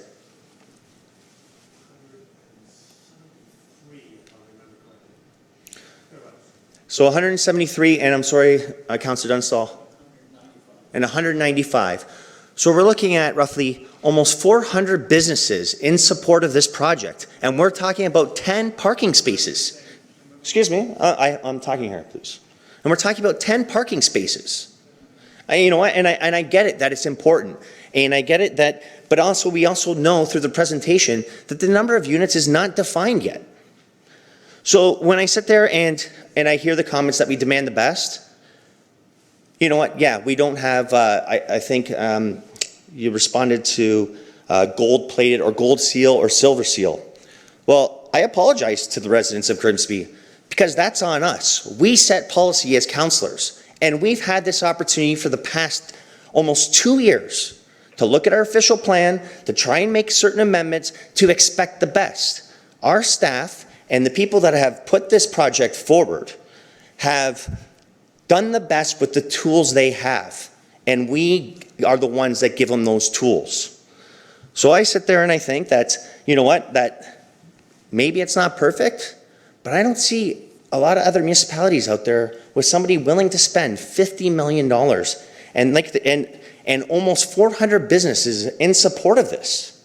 So I really think that we need to consider, I understand, again, that many people are fixated on this 10 parking spaces, but I think that this looks like a great plan. It is responsible growth, and that it's 4 stories, and that's what, and I knocked on every door in my ward twice. So I talked to a lot of people, and I asked them all what was responsible growth. And I sit there and look at it, and I think that we have a great opportunity to make our downtown sustainable for years to come. Thanks. Thank you, Councillor Ritchie. Any further questions? Councillor Dunstall. Sorry, I had you on my list.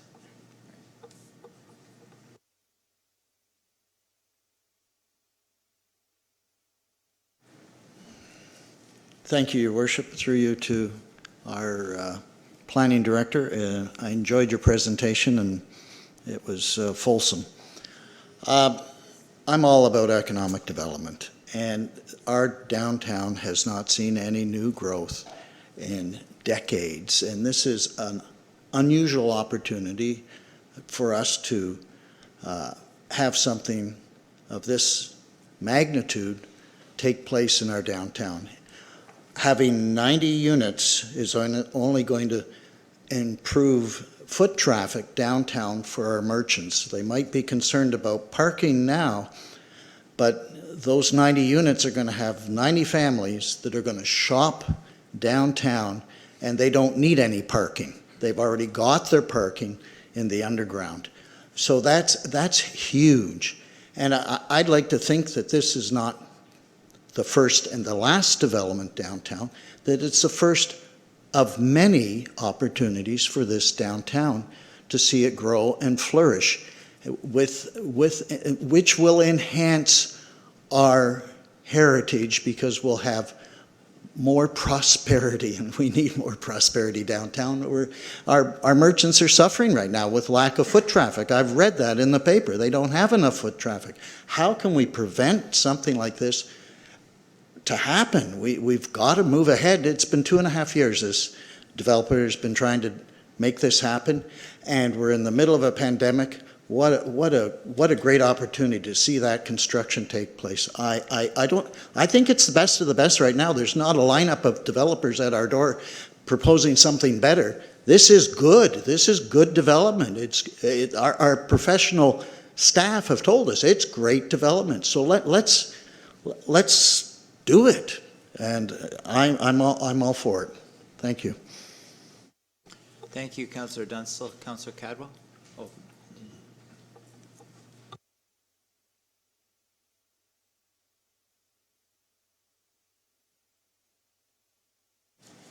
Yes, thank you, Mayor Jordan, and thank you very much for the presentation. Just a couple questions.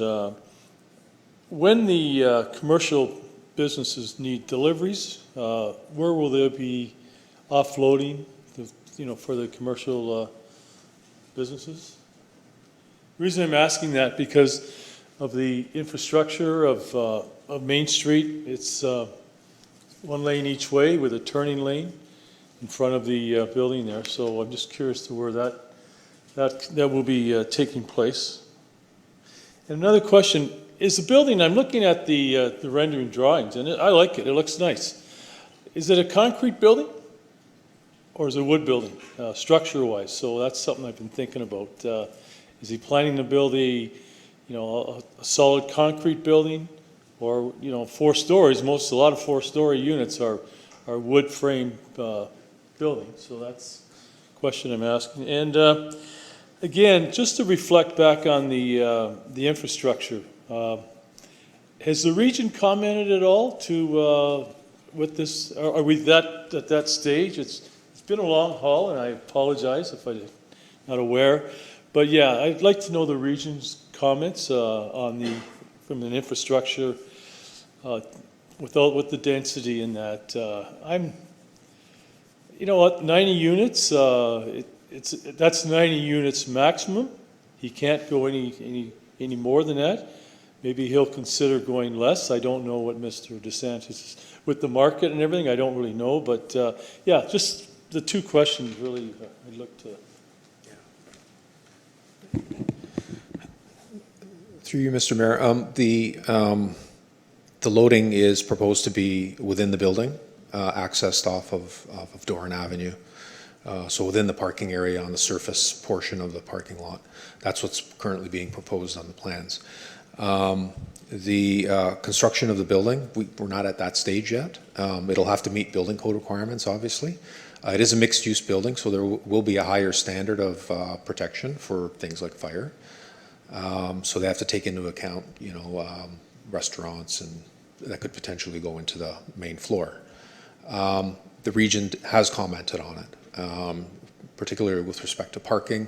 They didn't have any concerns with regard to the additional traffic that will be generated by this particular development and the existing road infrastructure, meaning Main Street, to be able to accommodate it.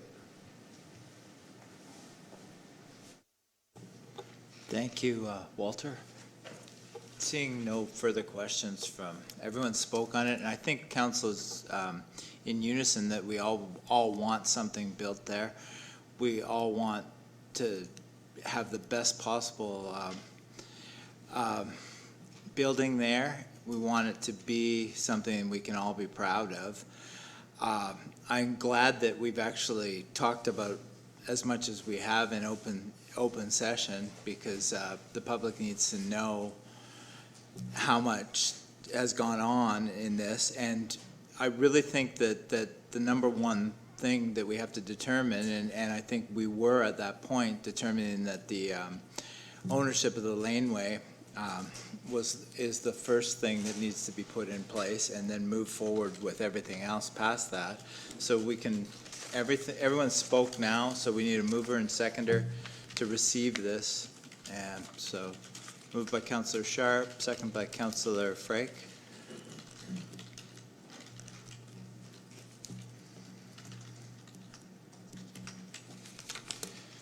Moved by Councillor Sharp, second by Councillor Frake. Resolved that presentation and correspondence in regards to settlement agreement, official plan, and zoning amendment application for 21 and 23 Main Street East and 6 Doran Avenue, lane ownership be received. And do we want a recorded vote on this? All right, recorded vote. Yes. Yes. Councillor Bothwell? Councillor Bothwell is a yes. Councillor Dunstall? Yes. Councillor Dunstall is a yes. Councillor Frake? Yes. Councillor Frake is a yes. Councillor Cadwell? Yes. Councillor Cadwell is a yes. Councillor Ritchie? Yes. Councillor Ritchie is a yes. Councillor Sharp? Councillor Sharp is a yes. Councillor Vane? Yes. Councillor Vane is a yes. Councillor Vardy? Yes. Vardy is a yes. And myself is a yes, so that's carried. And now we move into closed session. And we'll have a break when we move into closed, so. We need a mover and a seconder to move into closed. Councillor Ritchie, Councillor Frake.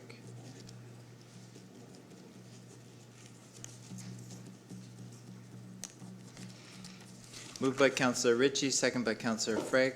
Resolved that council meet in closed session regarding the following. Section 2392F of the Municipal Act 2001, advice that is subject to solicitor-client privilege, including communications necessary for that purpose.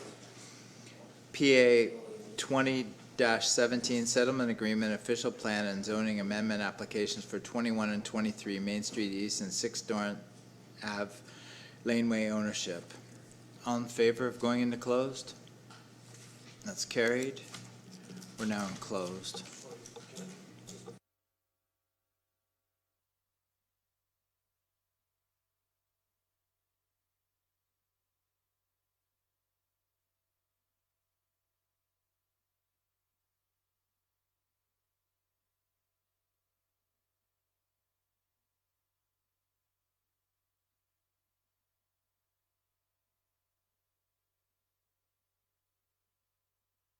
Just need a mover and seconder to resolve that we go past 11 p.m.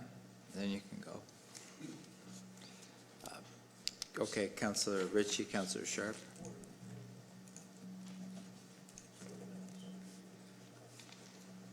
Moved by Councillor Ritchie, second by Councillor Sharp. Resolve that council waive the rules of procedure to go past the 11 p.m. curfew. All in favor? Yes. That's carried.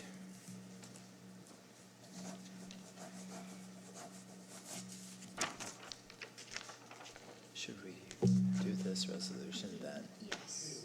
This was, Yeah, we'll return to open. So we're going to just do this resolution that was in closed and open, and then John will be finished.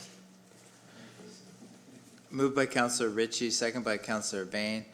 Resolve that confidential report 20-17 be referred back to staff to negotiate the intentions of what was discussed in closed session and bring back a settlement at a special council meeting of August 27th, 2020. And that's recorded. Councillor Bothwell? Yes. It's a yes. Councillor Dunstall? Councillor Dunstall's a no. Councillor Frake? Councillor Frake's a yes. Councillor Cadwell? Yes. Councillor Cadwell is a yes. Councillor Ritchie? Yes. Councillor Ritchie's a yes. Councillor Sharp? Yes. Councillor Sharp's a yes. Councillor Vane? Yes. Councillor Vane's a yes. Councillor Vardy? Yes. Councillor Vardy's a yes, and myself, I'm a yes, so that's carried. Thank you very much, John. Thank you. Have a good evening. Good evening, everyone. Nice. All right, so why don't we take like a, yeah. we'll take like a 5-minute break. Hard 5.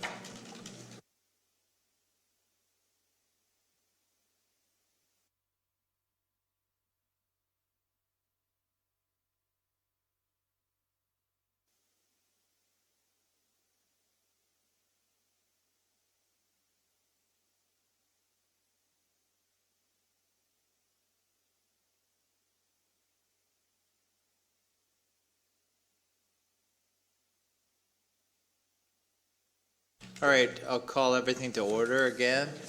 We're on open session now. Did you turn on the live stream? Okay, perfect. All right, perfect, awesome. So we have a resolution about the national anthem requested by Councillor Sharp. Councillor Sharp, you'd like to speak on it? We may as well get a seconder on the national anthem as well. Councillor Frake?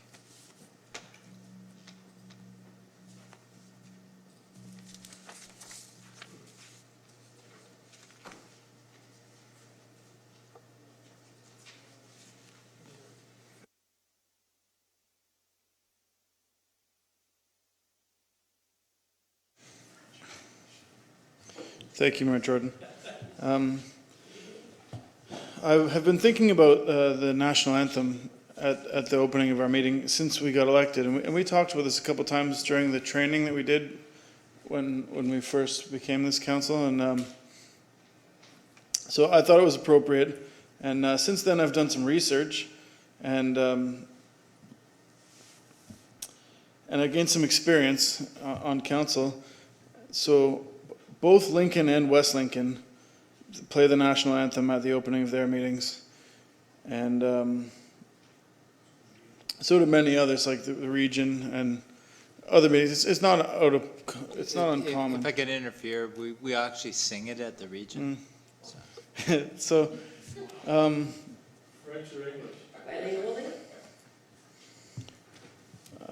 so I think that we should do it too. And as we embark into the new procedural bylaw in September or October or however long that takes, I think that this is perfect timing to implement this relatively small change to our meeting procedures and to play the national anthem at the beginning of the meeting.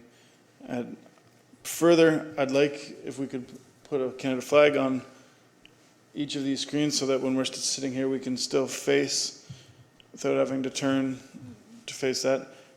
Secondary point, I just would like to play the national anthem.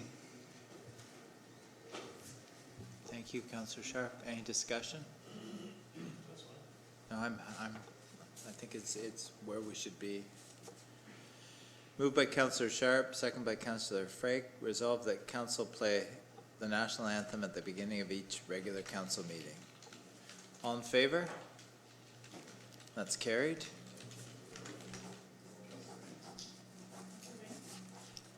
Councillor Vane, are you in favor?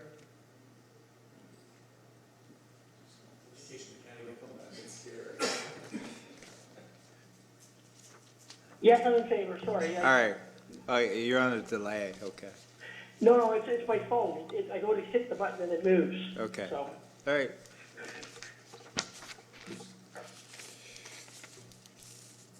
Up next, we have notice of motion requested by Councillor Vane. It's GEI board information. I'll read the resolution. Well, I'll get a seconder first and then I'll read it. Councillor Ritchie.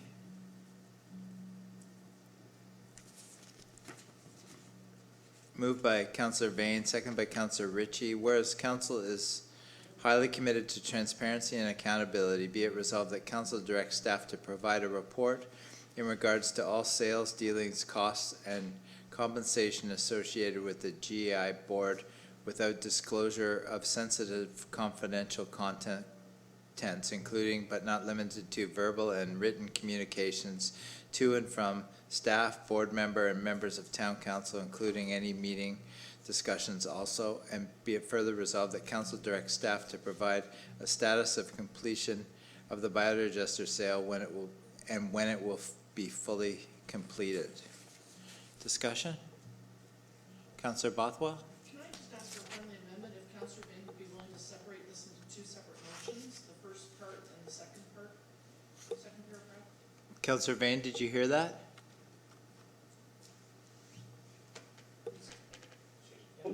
sorry, all I heard was split the first and second part. Can you be more specific? Yeah, just the first paragraph is one motion, the second paragraph, and the be it resolved that council directs staff to provide a status of completion is a separate motion. Yeah, did you see where it is at end, I believe?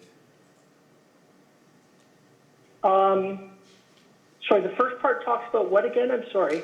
The first part's the first 3/4 of the resolution, and then the last 2 lines is the second part.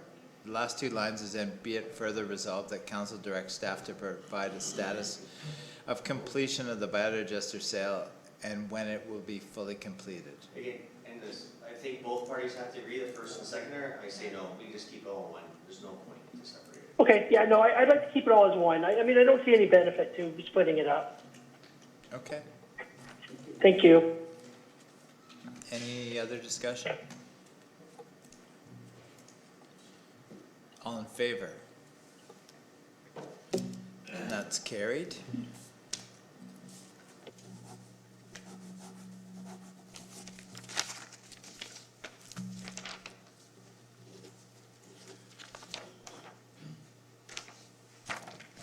Need a seconder for Councillor Bothwell's notice of motion, the land acknowledgement. Councillor Sharp. Moved by Councillor Bothwell, seconded by Councillor Sharp. Whereas the spirit and intent of a land acknowledgement statement is to recognize the First Nations peoples on whose traditional territories we live and work, showing respect and acknowledging their presence and contributions to our nation and our communities. And whereas several Ontario municipalities have adopted the practice of territorial land acknowledgement statements, reading statements at the start of council and/or committee meetings, as well as municipal events and public meetings, and whereas the region of Niagara, as well as a number of Niagara municipalities have implemented the use of land acknowledgement statements through their procedural bylaws, therefore be it resolved that council directs staff to explore the matter of Indigenous territorial land acknowledgement statements and their use within the municipality by engaging with the region of Niagara and local Indigenous cultural organizations with the intent to amend the procedural bylaw as appropriate to include a land acknowledgement statement, and that staff report back to council with recommendations. Any questions, Councillor Vardy? Yeah.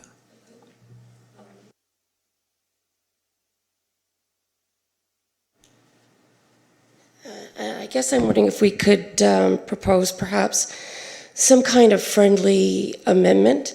My concern is that, you know, we have a really rich history with the Neutral Confederacy here. And I worry that these statements are, you know, can sometimes amount to just sort of tokenism, which I find a little bit offensive. So I'd like to see something more done.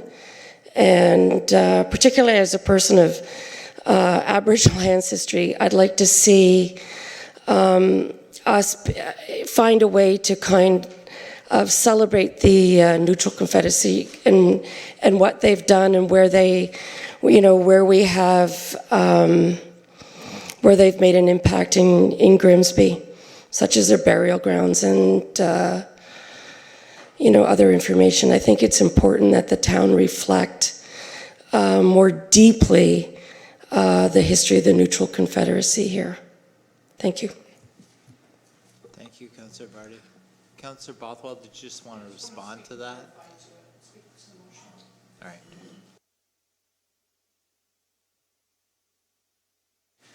Mr. Mayor, I have a question. I'll put you in. Thank you, Mayor Jordan. That was definitely one of the things that I took into consideration when I brought this motion forward, that it not be tokenism. And in fact, some other municipalities that have stated that it should be noted that Indigenous people do not have a singular view on land acknowledgement as a practice. For some, it's seen as an act of reconciliation that helps to activate and recognize the richness of Indigenous culture and governance. For others, genuine reconciliation involves a commitment to acknowledging and educating oneself about the complex history of Aboriginal peoples in Canada. Land acknowledgement as an isolated activity can therefore be perceived as tokenism unless it's accompanied by a sincere interest in understanding Aboriginal concerns through meaningful dialogue and improved relationships. And there's a bunch more statements about this. So that's why I'm looking at this as the beginning step, and that I also questioned the coalition of inclusive municipalities that we're joining, that we just passed that motion for tonight and asked what our representation is, and CEO Schlang will be representing us, but it was very important that I see an action plan come out of that to further specifically Grimsby's rich cultural heritage with respect to Indigenous peoples. So I see this as a beginning of a greater plan, and that's why I want to see an action plan, and I don't know how we can do that, but part of this discussion is where staff come back with a report, is that they then speak with the region, they speak with the cultural associations, which will identify, I'm sure, some of those concerns, or how we can address that and how we can move forward maybe with further actions that come out of this. So it's sort of a starting point to have, and I should say before I even go in further that this was always kind of on the radar when we started as a council, and I thought it was really important because of the heritage component and being a part of the Heritage Committee and understanding, as Councillor Vardy mentioned, just that significant amount of history that we have here within town. And we were approached, councillors received emails from two young ladies. One of them, I believe, is a student at Brock University, that asked us what we were doing and wanted to see how we were being proactive in addressing both the anti-racism, inclusivity, and the concerns around how we're identifying ourselves and the rich history of Grimsby with the Indigenous people. So what we're doing is, it was really great to see that passion and hear that in emails from some young community members who said, we want to hear. And I think we also can reach out and perhaps even look at how we can have those people involved as we look at an action plan to move this forward. So that's part of, this is just the beginning. We need to report back on it, we need to be accountable, and we need to continue to speak to it, and it's not just this one-time thing. Thank you, Councillor Bothwell. Up next, I have Councillor Bain, and then Councillor Cadwell. I just want to confirm that, so this is going to be a staff report requesting. There's going to be some education in regards to this as well. So as Councillor Bothwell sees her words, so there's no just tokenism here. I would like to understand what exactly it is that we're implementing. I understand there's a special agreement, and I haven't read the agreement, so I would just appreciate some education on what we're agreeing to. Is that part of what is being requested by Councillor Bothwell? Councillor Bothwell will speak to it. Okay, thank you.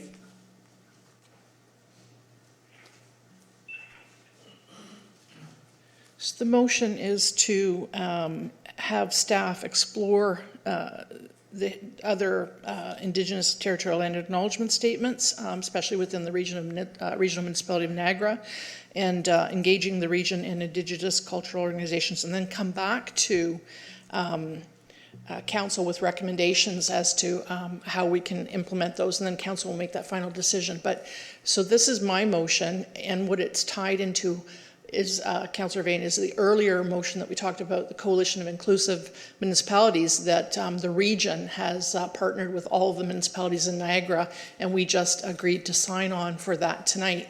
And there's within that agreement, which is the region's paperwork, we commit to a number of different actions. They are the lead in it, and we work with them to develop a plan of action. So all I'm just saying is that we incorporate, I'm sure this will come up in those discussions anyway when they're at the regional table.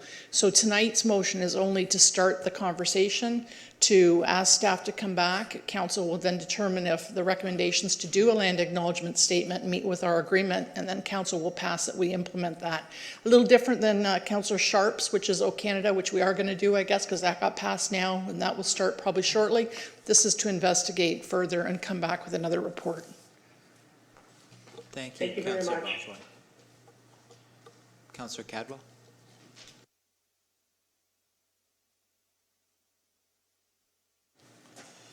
Yeah, thank you, Mayor Jordan. And I think I like the idea, and I think we just got right in our own backyard. I don't know how many attended the Battle of the 1812 with Mr. Purdy when we had the reenactment and all that. So I remember that very well. It was a packed house down at the pump house there, but they made a very, very strong reference to the Indigenous warriors, I'll call them.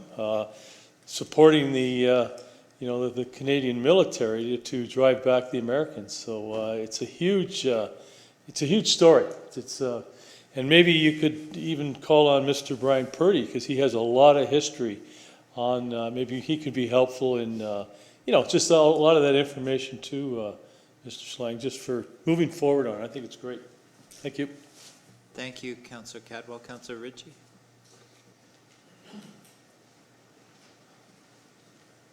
Thank you, Mr. Mayor, through you.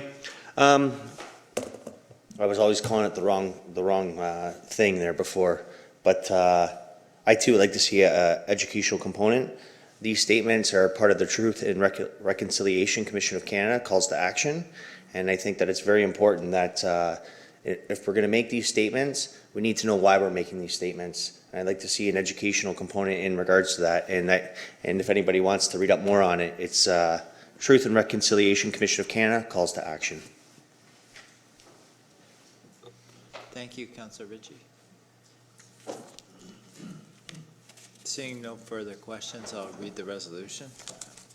Moved by Councillor Bothwell, second by Councillor Sharp. Whereas the spirit and intent of a land acknowledgement statement is to recognize the First Nations peoples on whose traditional territories we live and work, showing respect and acknowledging their presence and contributions to our nation and our communities. And whereas several Ontario municipalities have adopted the practice of territorial land acknowledgement statements, reading statements at the start of the council and our committee meetings, as well as municipal events and public meetings, and whereas the region of Niagara, as well as a number of Niagara municipalities, have implemented the use of land acknowledgement statements through their procedural bylaws. Therefore, be it resolved that Council directs staff to explore the matter of Indigenous territorial land acknowledgement statements and their use within the municipality by engaging with the region of Niagara and local Indigenous cultural organizations with the intent to amend the procedural bylaw as appropriate to include a land acknowledgement statement, and that staff report back to Council with recommendations. All in favor? And that's carried.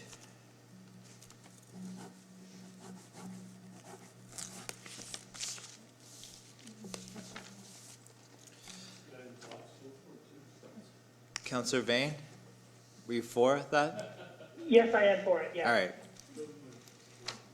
Thank you. Up next, we have a notice of motion from Councillor Vane, an accessibility map for Grimsby Beach. We just need a seconder for that. Councillor Frake.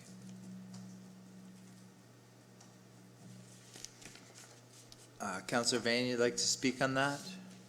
Yeah, actually, it was one of the residents who brought it to my or brought it to our attention, I believe. Basically, it's I think it applies more to the Winston Road Park beach part. Is that we have accessibility for people in wheelchairs and stuff to get down to the sand, but they can't get to the water because, especially with the wheelchairs, I mean, it's very difficult to get it through. And what this resident suggested was that they sent an example to us of a mat that you put across the sand, and it actually allows people in wheelchairs and difficulties with walking and stuff to actually get to the water. I believe Sarah Sweeney, if I'm not, the CAO can correct me on this, I believe Sarah Sweeney was going to look into this and see if it's a possibility. I just think it's a great idea so that everybody in the community can access the water. That's all. Thank you, Councillor Vane.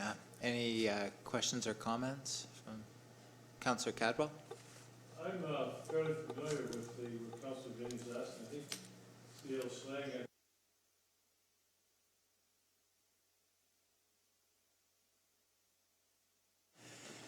Yeah, thank you, Mayor Jordan. Yeah, quite familiar with that. I think in Port Dalhousie, C.L. Schlang, they have the mats there. They've been doing that for years. In the area of the merry-go-round there, I've seen it in the past, so I think it's a great idea. So it's been done elsewhere, which is good. Thank you. Thank you, Councillor Cadwell. Any further? Councillor Bothwell.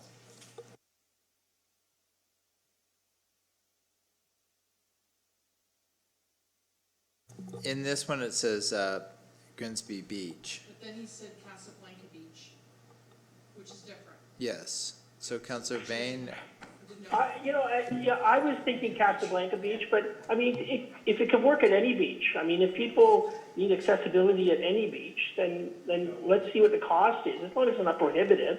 But my suggestion initially focused on Casablanca Beach. Okay. So you want that changed in the motion? I don't have the actual notice of motion with me, but yeah, if you want to cut to Winston Road area, or do you want? Yeah, let's try that one first. If we find it's being used, and then we can, and it's not cost prohibitive, then maybe we can look at it for other beaches. I just want to be sure, was the constituent who contacted you, where were they from? Like, did they mention a specific beach? They're Main Street, but it's actually, I think a lot of people would know it. It's Jennifer Correspondence. She's very active when it comes to disability issues. She did send the email to all of us. So I believe she's Main Street, but like I say, she's more disability issues oriented, so I don't think it was a specific beach. Well, I think she just wanted to bring... Why don't we leave it generic and put for Grimsby Beaches, because it's a report coming back. Yeah. And the seconder's okay with that? Okay. All right. So moved by Councillor Vane, second by Councillor Frake. Whereas accessibility to our waterfront is important for all residents, including our vulnerable population in the community. Therefore, be it resolved that Council directs staff to prepare a report on the viability of accessibility maps for Grimsby Beaches, including safety concerns and potential liability issues, and further report on what other municipalities are doing to address safety and liability issues. All in favor? And that's carried.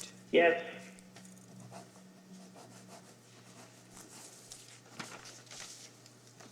All right. Up next, we have correspondence from the Niagara region.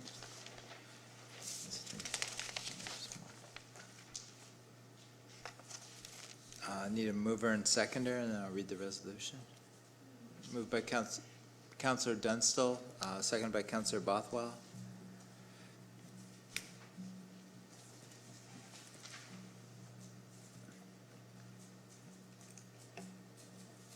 Moved by Councillor Dunstall, seconded by Councillor Bothwell. Resolved that the correspondence received from Niagara Region with reference to a combined sewer overflow control and wet weather management program, affordable housing strategy update, natural environment work program, phase 4 identification and evaluation of options, memorandum CAO 16-2020, supplemental information, options to consider for mandating face coverings, signing of the AMO, Ontario Federation of Indigenous Friendship Centers, declaration of mutual commitment and friendship with Niagara Region and Friendship Center support, and changes to waste collection be received. And comments, Councillor Bothwell?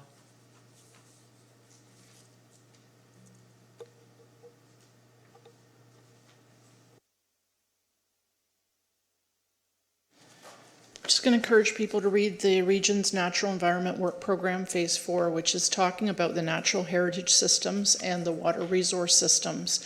And this is part of their regional official plan review. And it sounds complicated, but once you get into it, you can understand what they're trying to say. And there's a bunch of different options that the region is considering and regional councillors will be voting on to protect our natural heritage. One of them is it's to determine just how much of the linkages from within settlement areas and outside settlement areas and how much green space we protect around those buffers. So I just encourage everyone to please read that report.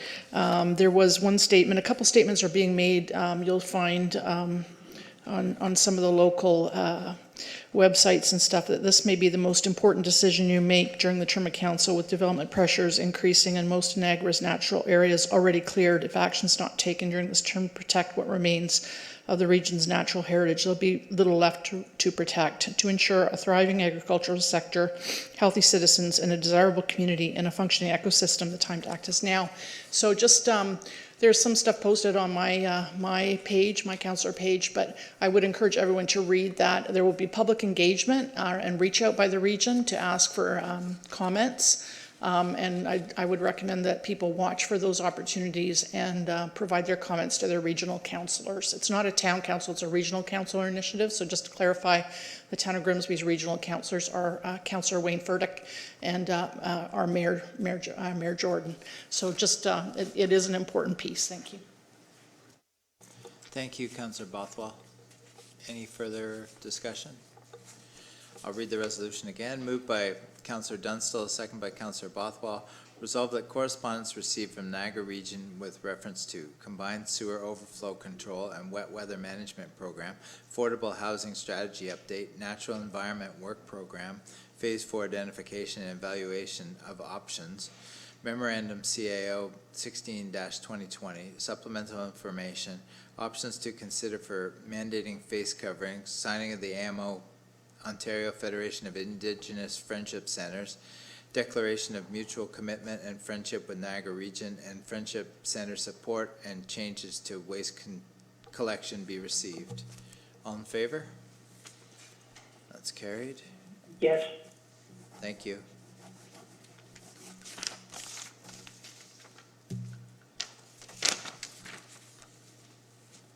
Up next, we have correspondence from area municipalities. Just get a mover and seconder, and then we can have discussion. Moved by Councillor Cadwell, second by Councillor Ritchie.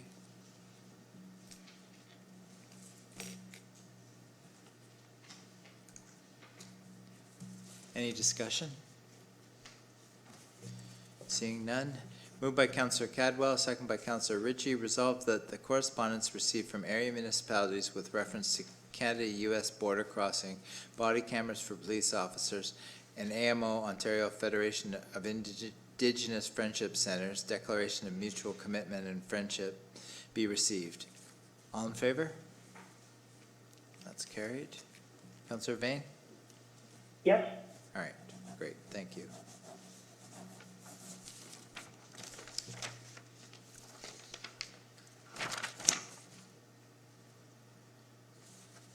Need a mover and seconder for the municipality of West Gray with reference to anti-racism resolution. It's receiving it. Councillor Ritchie, Councillor Bothwell.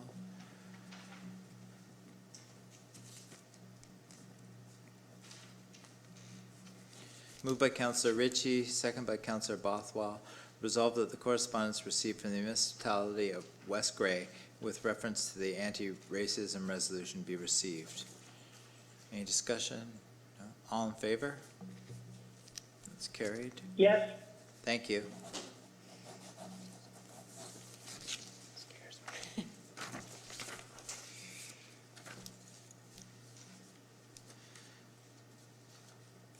Up next, mover and seconder for the correspondence from the Ministry of Municipal Housing and Affairs. Mover and seconder. Councillor Dunstall, Councillor Sharp.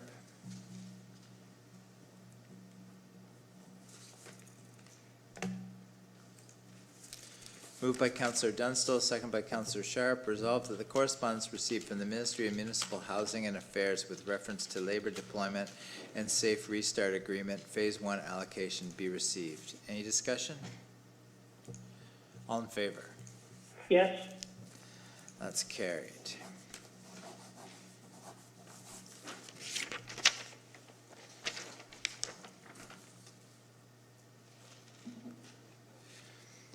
Need a mover and seconder for the correspondence from the Grimsby District Chamber of Commerce with reference to the Canada United Shop Local campaign. And the mover and a seconder. Councillor Cadwell, Councillor Vardy.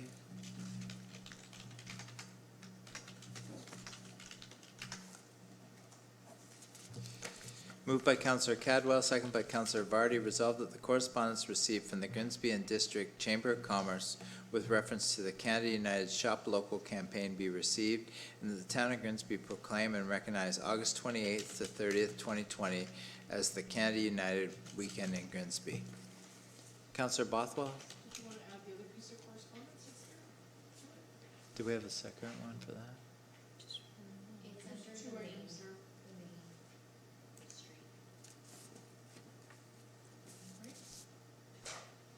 There's the Santis development as well.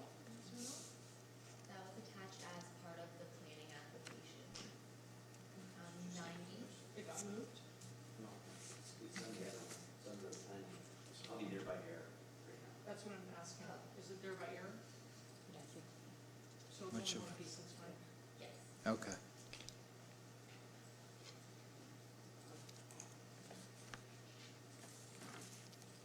All right, no discussion. All in favor? It's carried. Yes. Thank you.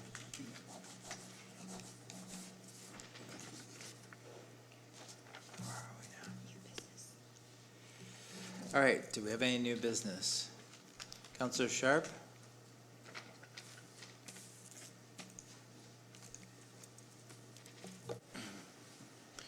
Thanks, Mayor Jordan. The item I want to talk about today, August 17th, we had the launch of our new transit service in Grimsby. And it's a rideshare program. They're Toyota Sienna 7-seater vans. They run from 7 a.m. to 10 p.m. And for $3, you can get a ride. They'll pick you up at your door. They'll take you to anywhere in Grimsby for $3. And they'll take you to anywhere in Grimsby, Beamsville, Smithville, or Pelham for $6. And they'll also take you to either the St. Catharines bus terminal, the Welland bus terminal, or the Port Colborne bus terminal, and for $6. So today, I took a Via to this council meeting, and it's 11 o'clock, and I'm going to need someone to drive me home. But anyhow, it's good news that that we've started this, and in the future maybe we can run it past 11. But for now, this is a good news story, and this will be a great way for people to get around, especially young people and especially older people and people in the middle like myself. It's an option to get places, and that's all. Thanks. Thank you, Councillor Sharp. Councillor Vardy?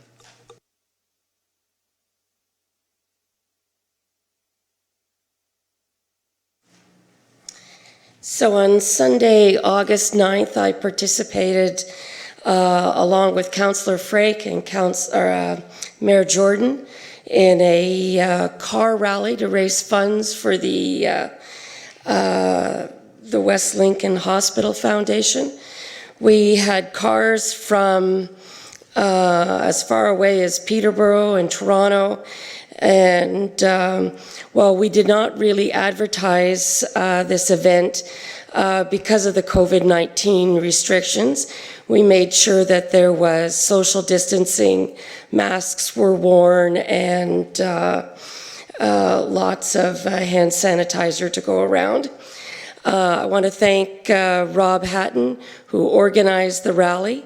And I should say that we had everything from new Aston Martins to a 1972 Citroën deux chevaux, which was driven by Councillor Frake's wife, Ruth, along with Councillor Frake, and all they needed was a baguette in the back, and you would have thought they were in France. So money is still coming in, and I know that Rob Hatton is still, beating the bush and trying to get more money out of people. But we've raised well over $2,000 for the hospital foundation. So I just want to applaud that kind of community action for a good cause. Thank you. Thank you, Councillor Vardy. Councillor Cadwell?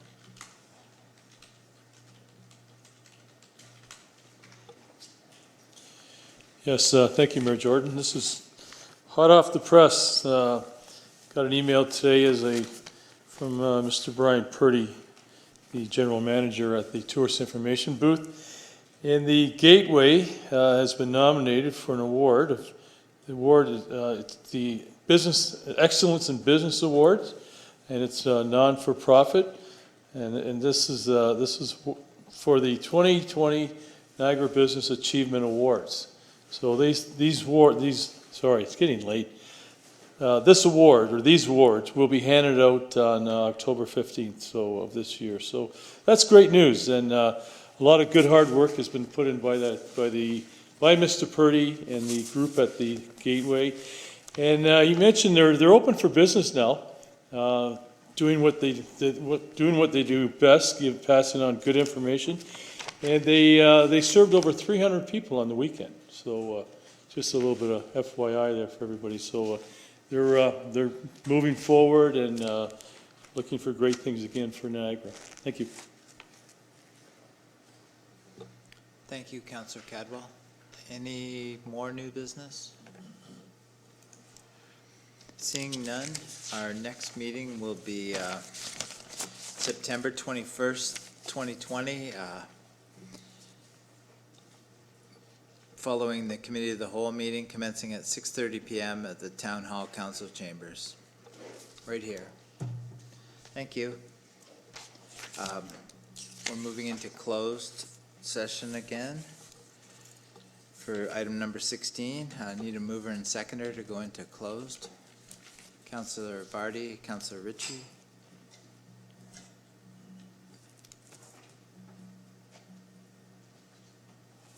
Moved by Councillor Vardy, second by Councillor Ritchie. Resolved that council meet in closed session regarding the following: Section 2392A of the Municipal Act 2001, the security of property of the municipality or local board, and Section 2392B, personal matters about an identifiable individual, including municipal or local board employees.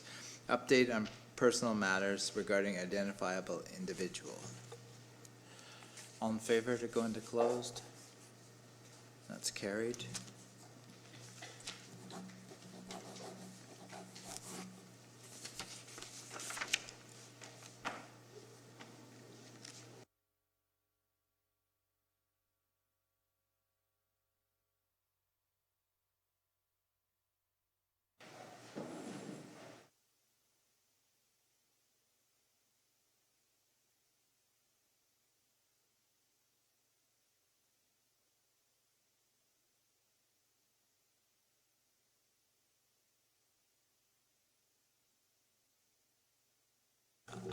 Mover and seconder for staff to proceed with directions provided in closed session.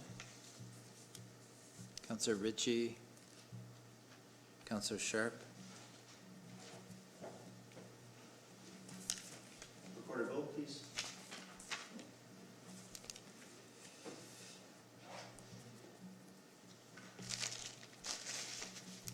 Moved by Councillor Ritchie, second by Councillor Sharp. Resolved that staff proceed with directions provided in closed session. Councillor Bothwell? Yes. Councillor Dunstall? Yes. Councillor Frake? Yes. Councillor Cadwell? Yes. Councillor Ritchie? Yes. Councillor Sharp? Yes. Councillor Bain? Yes? Councillor Vardy? Yes. Myself, I'm a yes, so that's carried.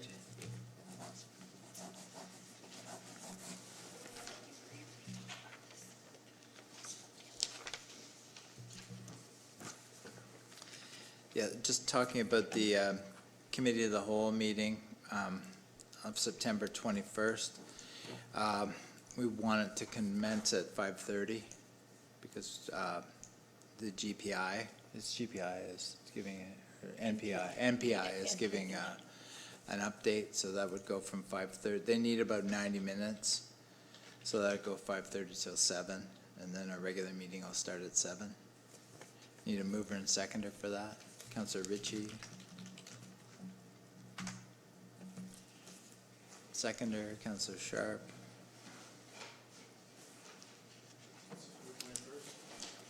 Moved by Councillor Ritchie, second by Councillor Sharp. Resolved that the Committee of the Whole meeting of September 21st commence at 5:30 p.m. to accommodate for the NPI AGM. All in favor? That's Yes. carried.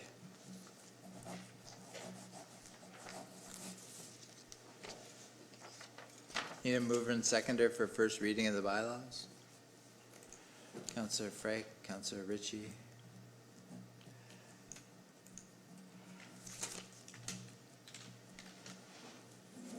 Moved by Councillor Frake, second by Councillor Ritchie. Resolved that leave be given to introduce bylaw number 20-61 to 20-63 inclusive, and that same be read a first time. All in favor? That's carried. Yes? Mover and seconder for second and third reading. Councillor Bothwell, Councillor Cadwell.